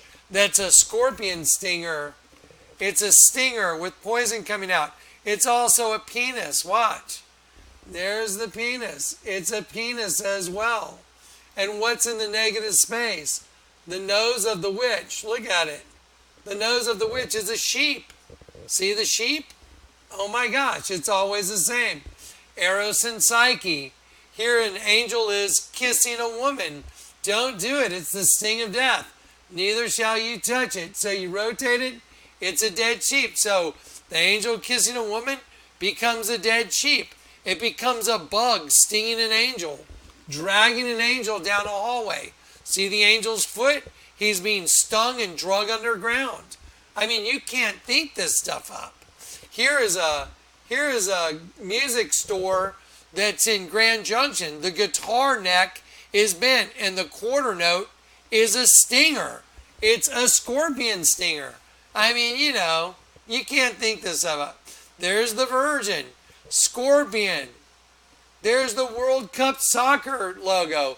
It's a scorpion stinger. There's Flo from the commercial. Scorpion stinger. I mean, come on. Flow, semen. There, flotection, since the garden. There's the flotection they're talking about right there. There it is. There's your flotection since 1937. Gotcha. Gotcha. Gotcha. Okay, let's go ahead and watch the vid now. I'm sorry. I see all this stuff and it's just so amazing. I cannot believe the Lord let me see all this and uncover it all. It's staggering, guys. I mean, look, this witch tattoo is the same thing. There's a penis ejaculating in a dead sheep. That's the same as the largest altar in the world. I've got pictures of me that people have drawn. That's the same thing as the largest altar in the world. Ariana Grande, God is a woman, same thing, look, as the largest altar in the world. I mean, you can't make this stuff up. You can't. It's just unbelievable. Look at this. There it is, watch. See, this area protected by Neighborhood Watch.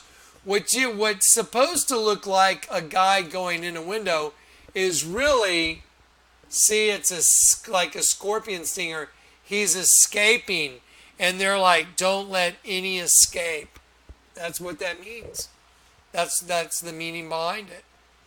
Anyway, okay, let's go ahead and watch our video. God, these are some awesome folders. This is the January folder and the 2019 folder, by the way. Okay, so I'm going to go ahead and knock these down. Romans 8, Jude, 1 Peter, and we're going to knock that one down. And we're going to watch this video right here. I'm going to size it. Okay, here we go. Y'all ready?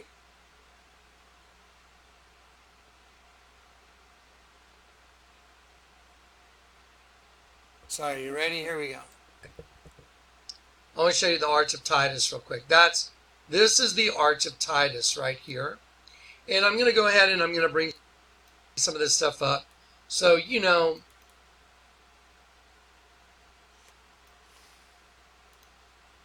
that, we're looking at exactly what I'm telling you. Look, you see the Arch of Titus right here? Once again, I just showed it to you. See, it's right here. You can't make this stuff up. What I'm about to show you is so disturbing. Trying to move the picture. So mind-boggling, so conclusive, court-admissible evidence.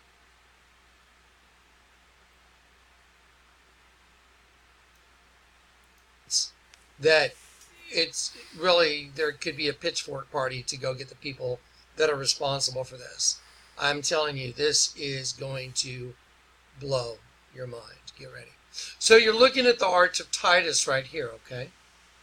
And let me give you a little description of it. It talks about it has fluted columns and unfluted columns.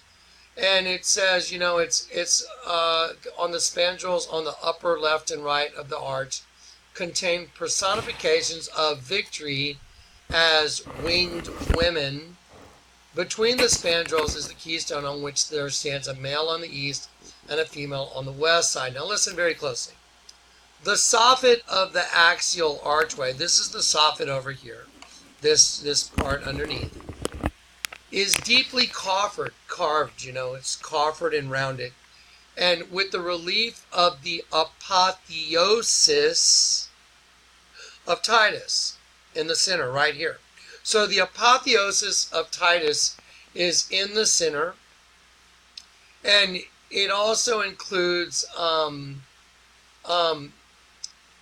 the taking away of the treasures of Jerusalem. Now listen.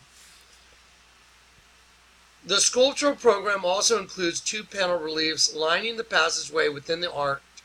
Both commemorate the joint triumph celebrated by Titus and his father Vespasian in the summer of 71 AD. And the panel depicts the taking away of the menorah and the table for the showbread, the golden trumpets, and these items that were taken out of the temple in Jerusalem. That's what this archway depicts. It says it right there.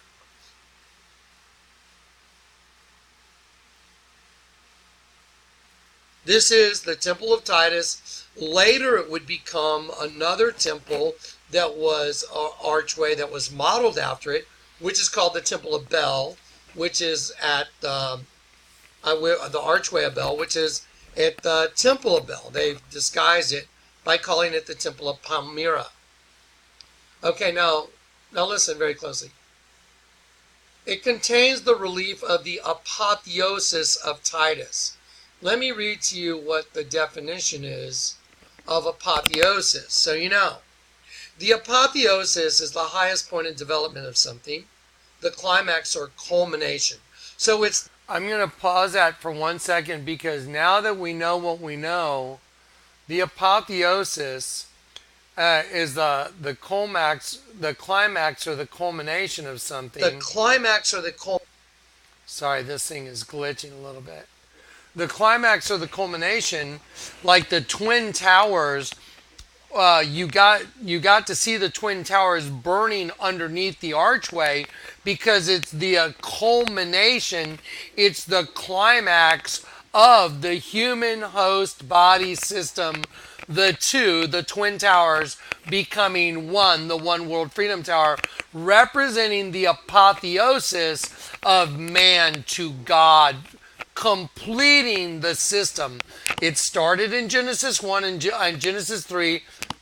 In Genesis 3:22, man has become as one of us, and the climax of that system is watching the burning of the Twin Towers under the archway, and then the setting up of the One World Freedom Tower under the archway to take its place. That is the representation of the apotheosis.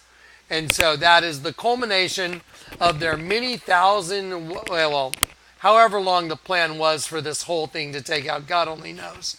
But that was the long-term plan for the whole system. Culmination.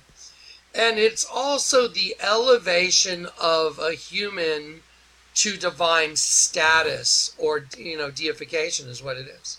So it's a man becoming a god. That's what it is. It's apotheosis. Man becoming a god. That's what apotheosis is.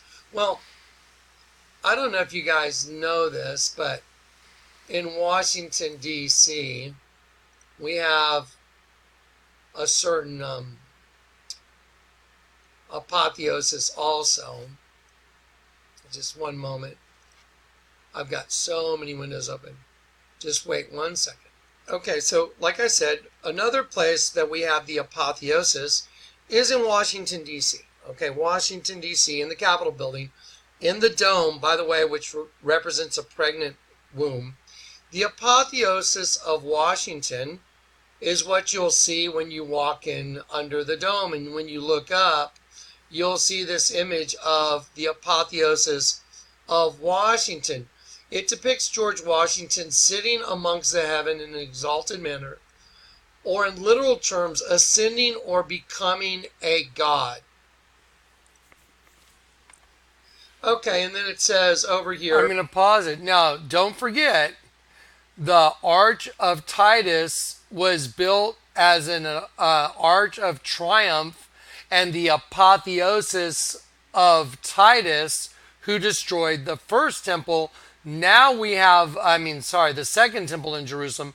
And now in Manhattan, there's the Washington Arch that showed the burning of the Twin Towers becoming the One World Freedom Tower, representing the apotheosis of man to God. And don't forget, you're looking right now at the rotunda of the Capitol building, which is the apotheosis of Washington.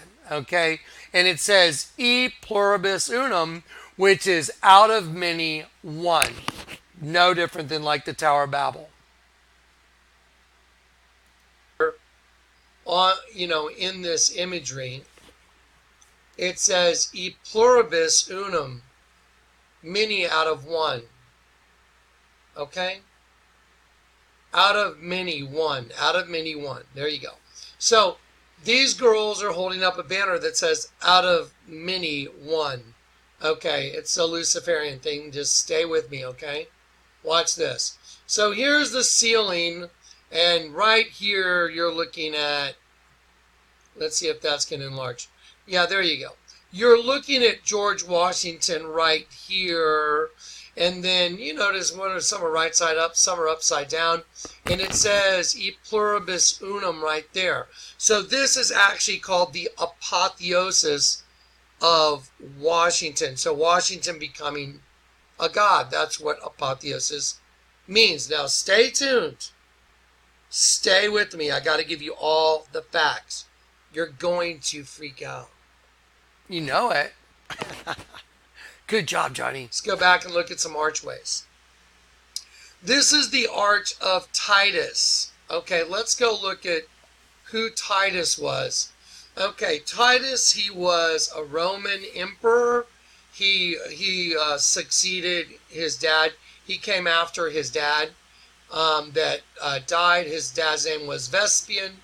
And so after he died, Titus took the throne, and he was declared emperor on July 1st of July, 69 AD.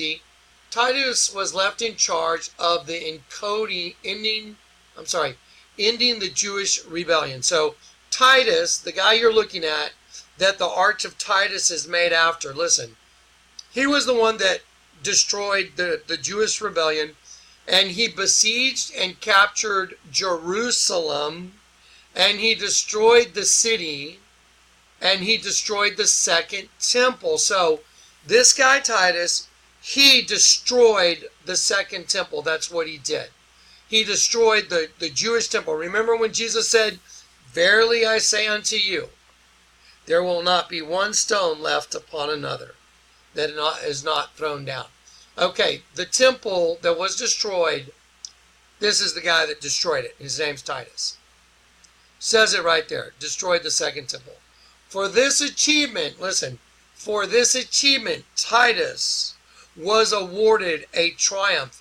And the Arch of Titus right there commemorates his victory to this day. So the Arch of Titus commemorates Titus's victory and the destruction of the temple in Jerusalem. The destruction of the temple in Jerusalem. On the Listen 9th very of Av. closely. I'm going to show you something.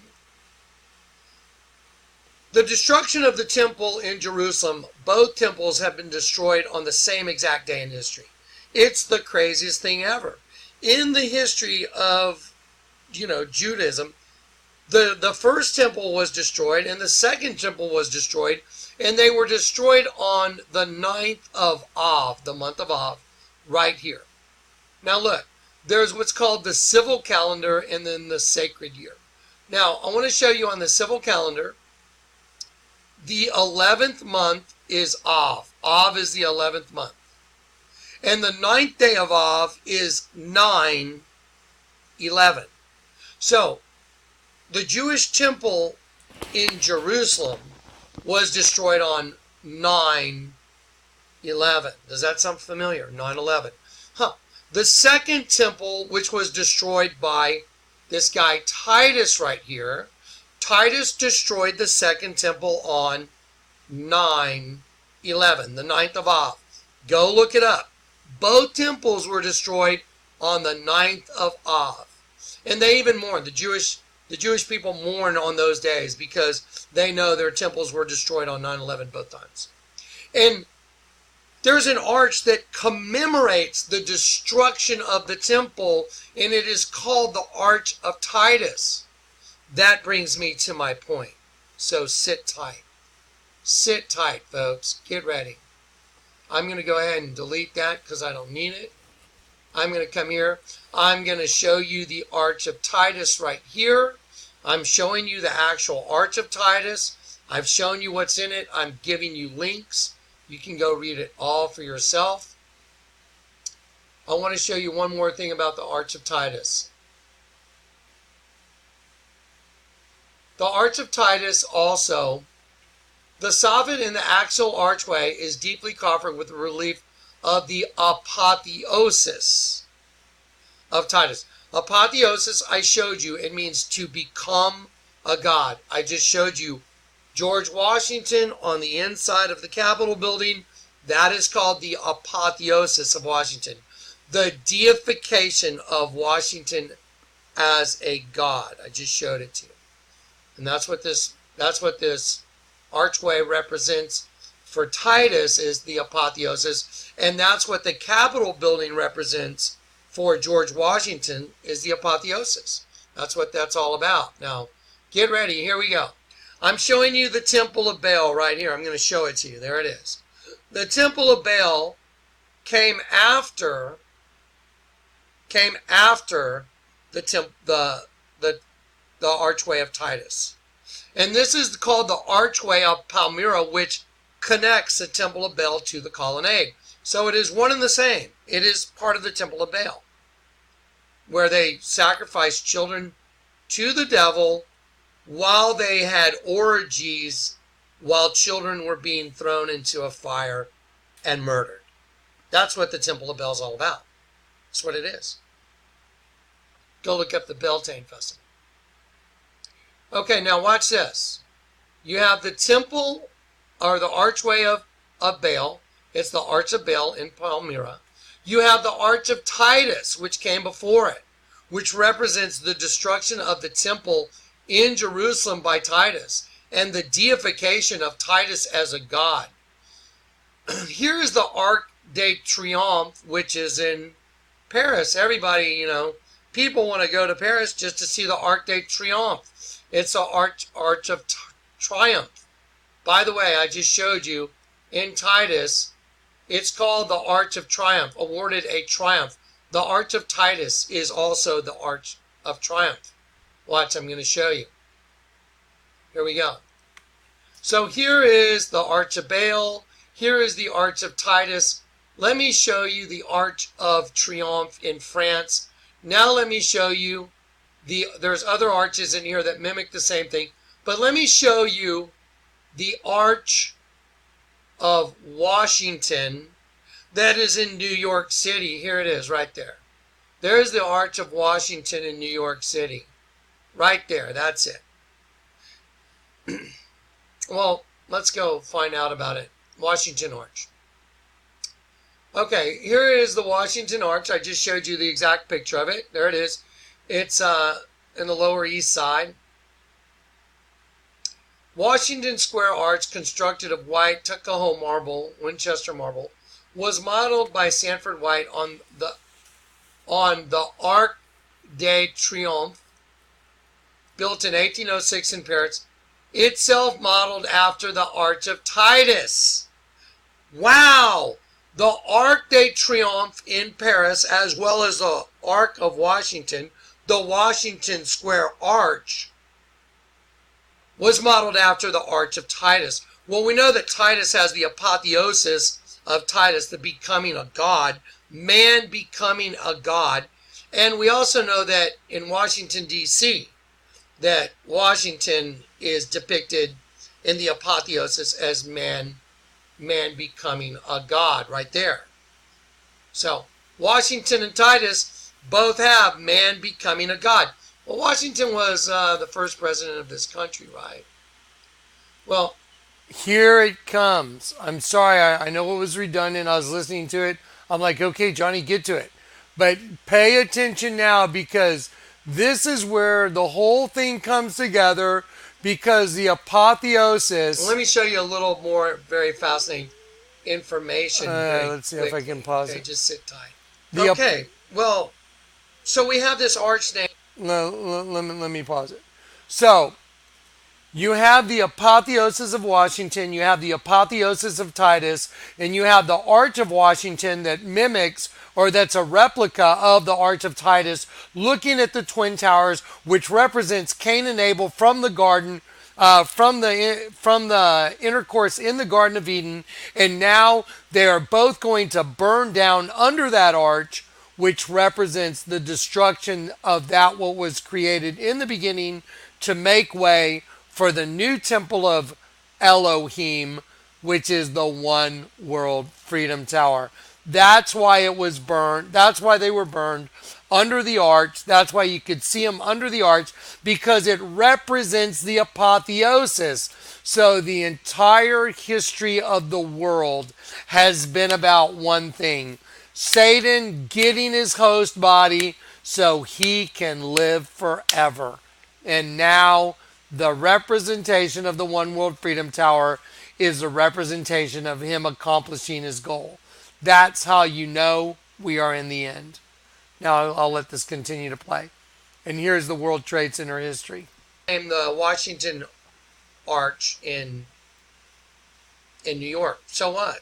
Well, it's modeled after the Arch of Titus, which commemorates the destruction of the temple in Jerusalem on the 9th of Av, 9/11. 9/11, okay? 9/11. The temple in Jerusalem was destroyed both times on 9/11.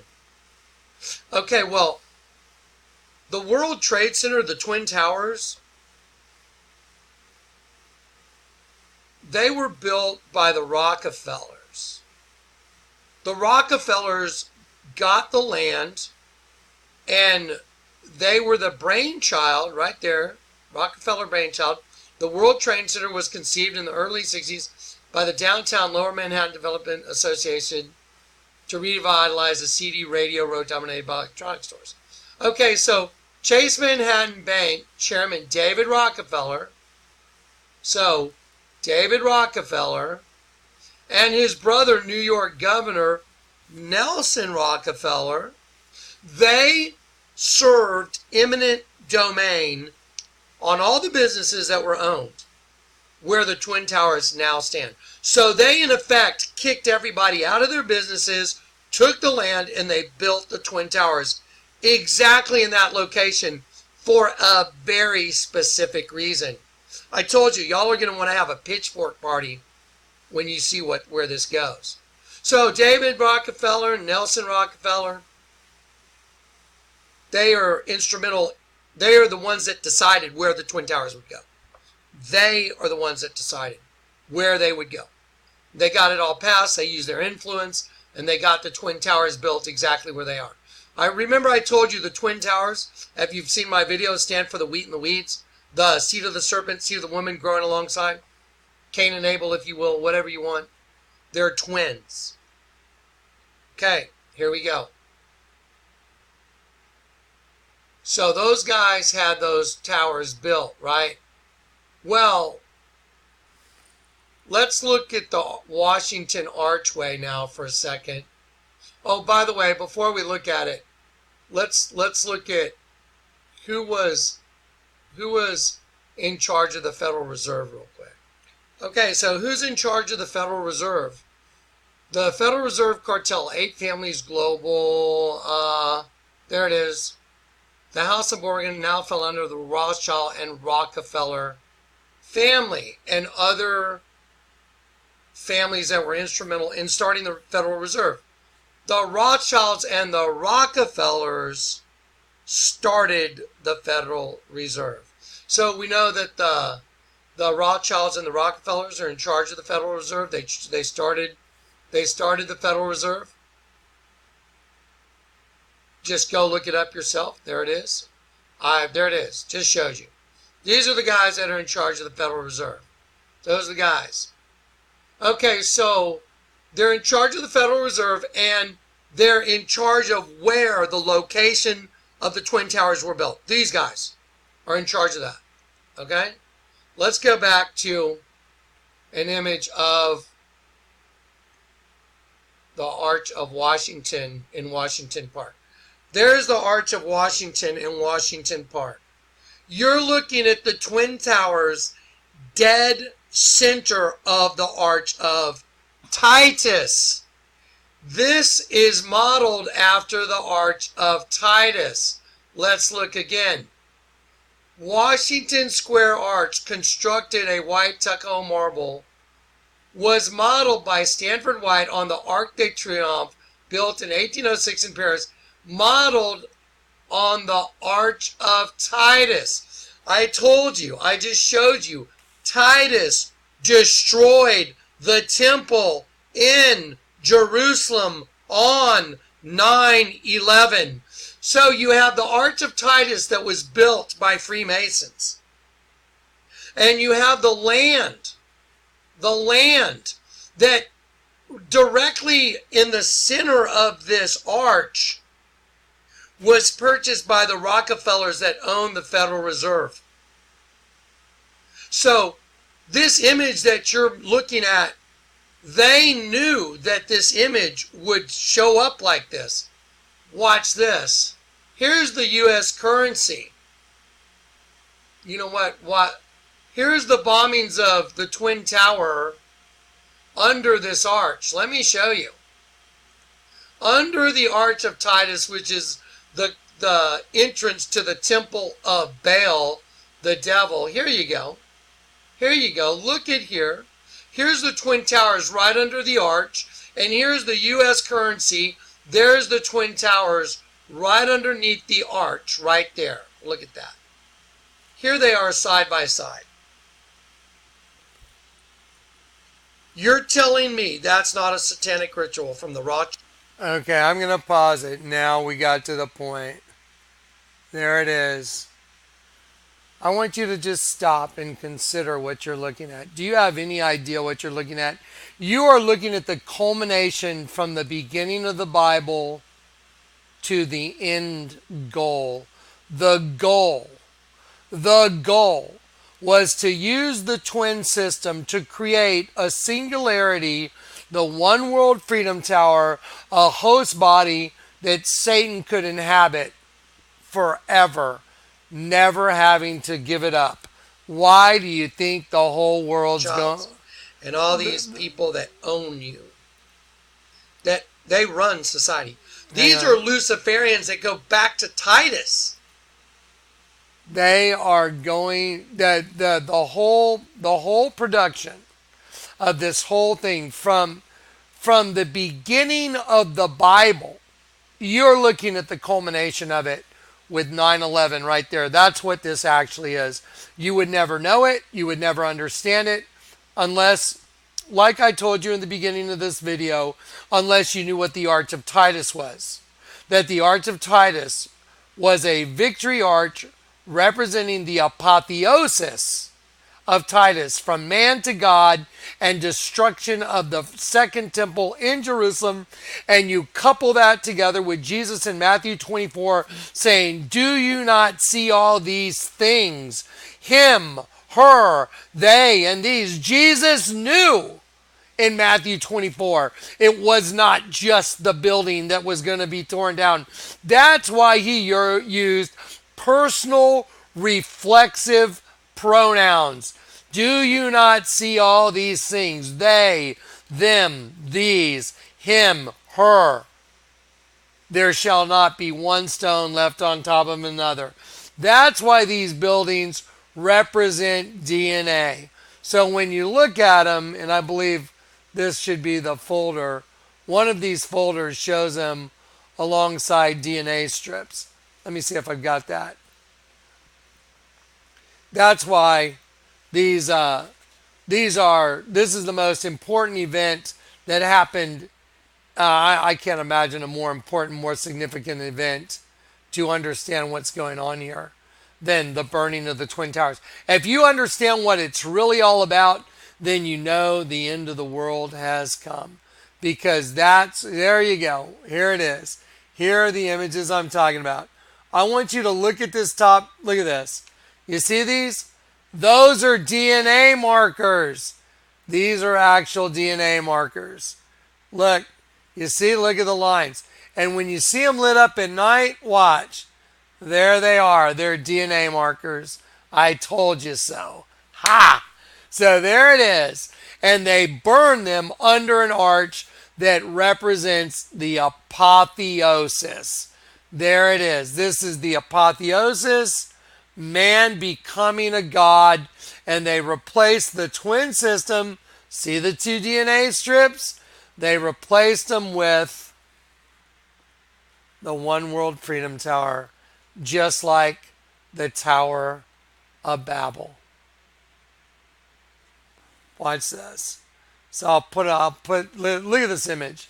Look at this image right here. Now, I'll show you what's, there you go.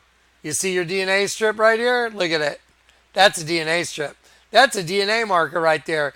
And there's the Queen of Heaven standing there holding a penis, standing on top of a hendecagram, an 11-pointed star representing the host body system called a Kelipot. And there it all is. There's the system, completely solved, completely decrypted, completely and utterly understood from their vantage point. Look at that. Those are DNA markers, folks. There's the Queen of Heaven holding a penis. She's got a DNA spiral staircase all the way down to the bottom, standing on top of the Kelipot, representing the host body system. They burn the two, and they replace the twin system with the One World Freedom Tower, with an 11,000-pound beam on top that says, we remember, we rebuild, we come back stronger, because it's Satan saying he's rebuilt the temple, meaning his temple. For him to fully occupy, he no longer needs the breeding system anymore. Male and female doesn't matter anymore. Told you. Now let me show you what's coming. See the $100 bill? Remember I showed you the $100 bill? Shows the buildings being destroyed. There, let me show you a video where they show you the exact same thing, no different than the Twin Towers. I forgot what movie this is. There it is. That's what it shows in the movie. And by the way, in the movie with Will Smith, I Am Legend, it shows the shadows of the creatures coming through the archway, representing the other side making its way through the archway into this dimension. I told you. Yeah, they're busted. The end of the world's here. And now I can prove it. I can prove why. I mean, it's the greatest thing in the world. It's the worst thing in the world. Unbelievable. There it is. See? They even put it in movies because they know that's what's coming. That's what's printed on the $10 bill. That's what's printed on the $100 bill. And they know it. That entity knows it. So that entity puts it in movies. And here you go. There you go. Right there. There it is. Let's see. There it is. Oh, they did it in Ghostbusters too. In Ghostbusters, they did the same thing as I Am Legend. See, look, there's Ghostbusters. They have the entity coming through the archway because it's a representation of the other side, the Citra Aqua, coming into this dimension and taking over this dimension. There it is. That's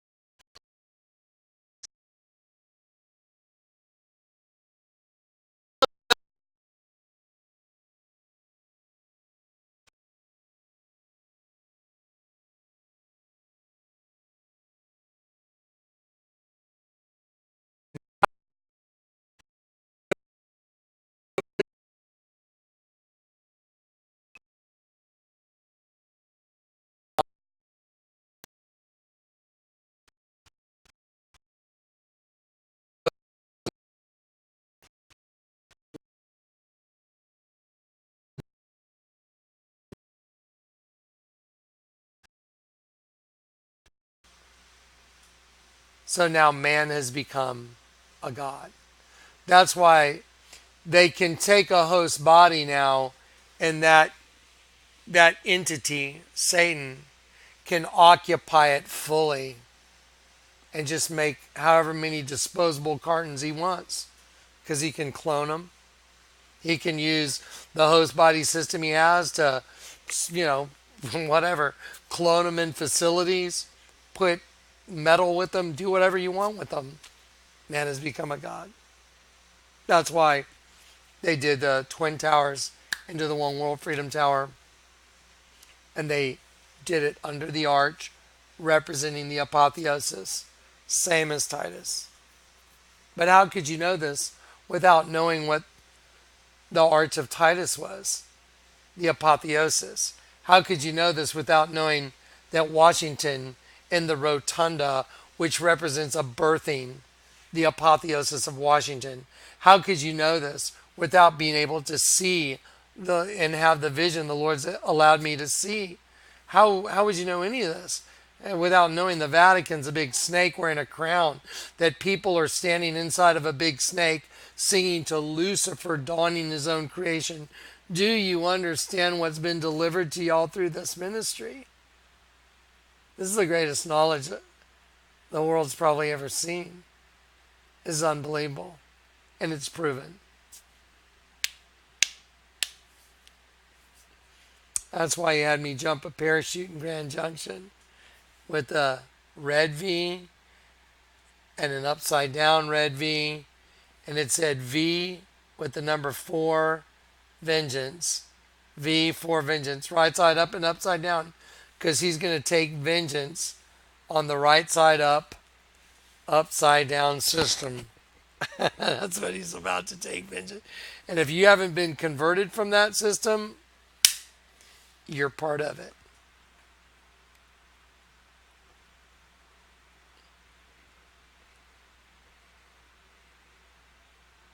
It's the greatest knowledge. And I'm not saying it because it's me at all. I don't have anything to do with it. I'm just the vessel.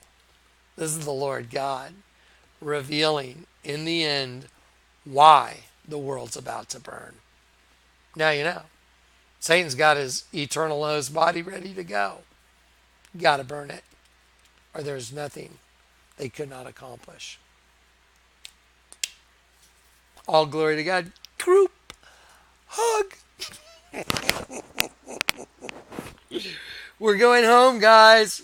We're going home. The end is coming, and now you know why. I hope this program works. I did a video yesterday. It was 2 hours, and this thing went right at the end. I've been to 2 computer shops to try and make sure this thing's working. I even had to go buy a new laptop. And I was like, I'll do whatever I got to do to get this information out. Anyway, I love you guys. I'm just beside myself. Hey, where'd that come from? Beside myself. You know where it came from. They make everything's their system. It's like, oh my gosh. All right. Well, anyway, I'm not going to play any more of the rant. Let me just look at I know there was, information. Look, in album 4, I wanted to show you guys this. Watch this. Doctor Sleep, the official trailer. It's the sequel to the movie The Shining.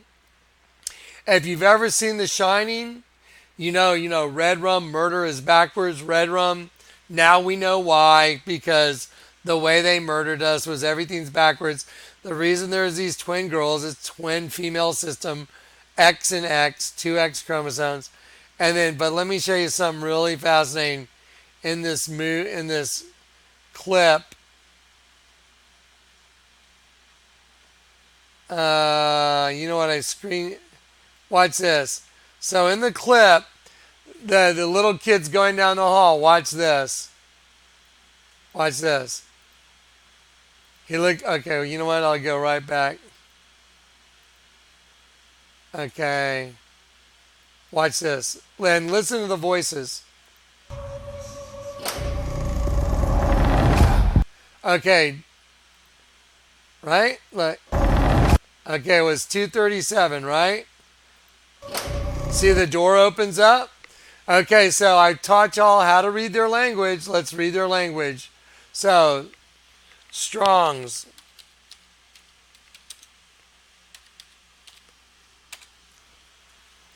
$237 from another from another place by another way. It goes to John 10 1.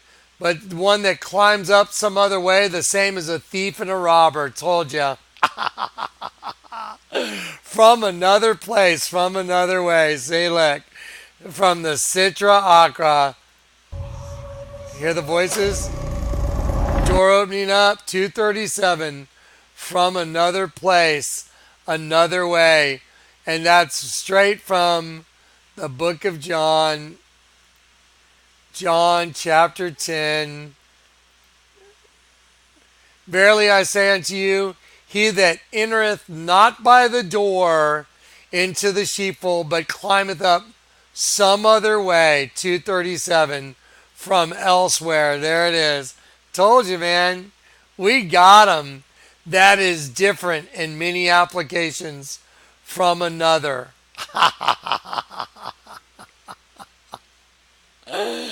Oh, man.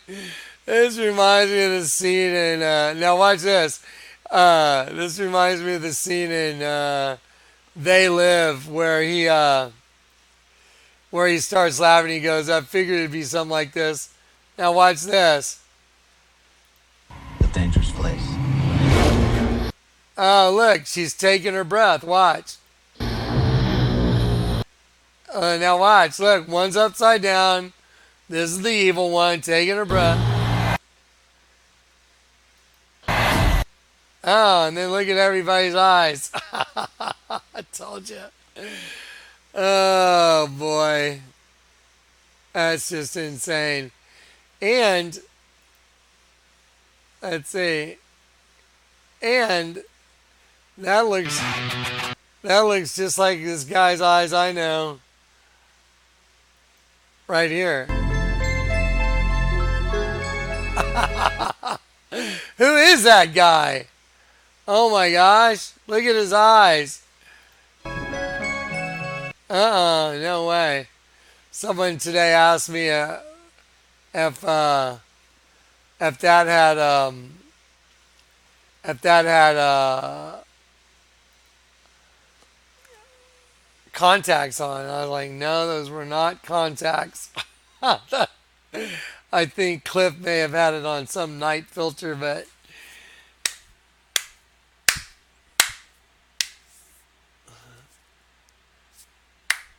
I don't know what to say except wow. The whole thing has been about apotheosis. They wanted man to become a god, which was the goal to get an eternal host body system going. The host body was the no-no. That was the whole no-no, don't do it. Unlawful lust, like flow, protection, since 1937. It's like... the greatest mystery in the world has been solved. Y'all know that, right? It's been solved. I'm gonna probably sit here and just try and maintain. That's it, guys. The end of the world's here. I guarantee it. All you false prophet hunters. Oh, God have mercy on you guys. I feel so bad for y'all. I really do. And you know what's really sad is they'll start a channel where it's a dummy channel, and they're such chickens. They'll just start a channel just to try and make a comment like, oh, you're wrong, because they got nothing left. They know they're running so scared. That's how I feel so sorry for them. It's pathetic. Pray for them. Maybe there's some, anyway. Yeah, I was going to say maybe there's some way out of it for them. Anyway, I love you guys. I want to thank everybody for every card in the mail, every just ounce of support, whatever, every prayer, every thank you. I can't tell you how happy I am right now. Can you tell? I'm like, it's solved! It's solved. The apotheosis that began has reached its climax. That's what this is all about. And so it's got to burn now. All right, I love you guys. I'm just going to kind of reel myself in now. Sorry about, that one part of the older video where I kept going over apotheosis. I just wanted to make sure everybody understood. Apotheosis is the highest point of something, the climax, or man becoming a god. Do you get it? We're at the highest point. We're at the climax. Twin Towers burning, becoming the one World Freedom Tower. Now the country's divided with Trump. Here comes the Antichrist. The stage is set. Here comes Obama coming back. Obama's the one that set it all up. You can't even make this stuff up. Obama's boyfriend, Michelle. We know Michelle's got a package. Michelle, you see, is like flopping down the stairs. Give me a break. Michelle Obama's really a dude. Baphomet, male and female, parts. I mean, you can't even think this stuff up. It's all true. It's all true. It's awesome. All right, well, I'm going to sit here and just look like a... and just sit here and laugh for the next 30 minutes. That means we're going home, guys. Yes. Keep the faith, okay? I want to talk to y'all real quick about... I saw a comment about, is smoking pot going to put you in the pit? No. Is smoking cigarettes going to put you in the pit? No. However, the Bible says everything is permissible. All things are permissible, but not all things are expedient. Don't let any of them master you. That's not the exact verbiage, but be not mastered to any. So the thing is, if one of those things has you mastered, then that's a problem. But you can smoke a cigarette. You can take a puff of pot. Who cares? You can drink a shot of whiskey. You can drink a beer. Who cares? But did it master you? Don't let it master you. Okay? Don't let anything master you except Christ. So you have one master, Christ. Okay?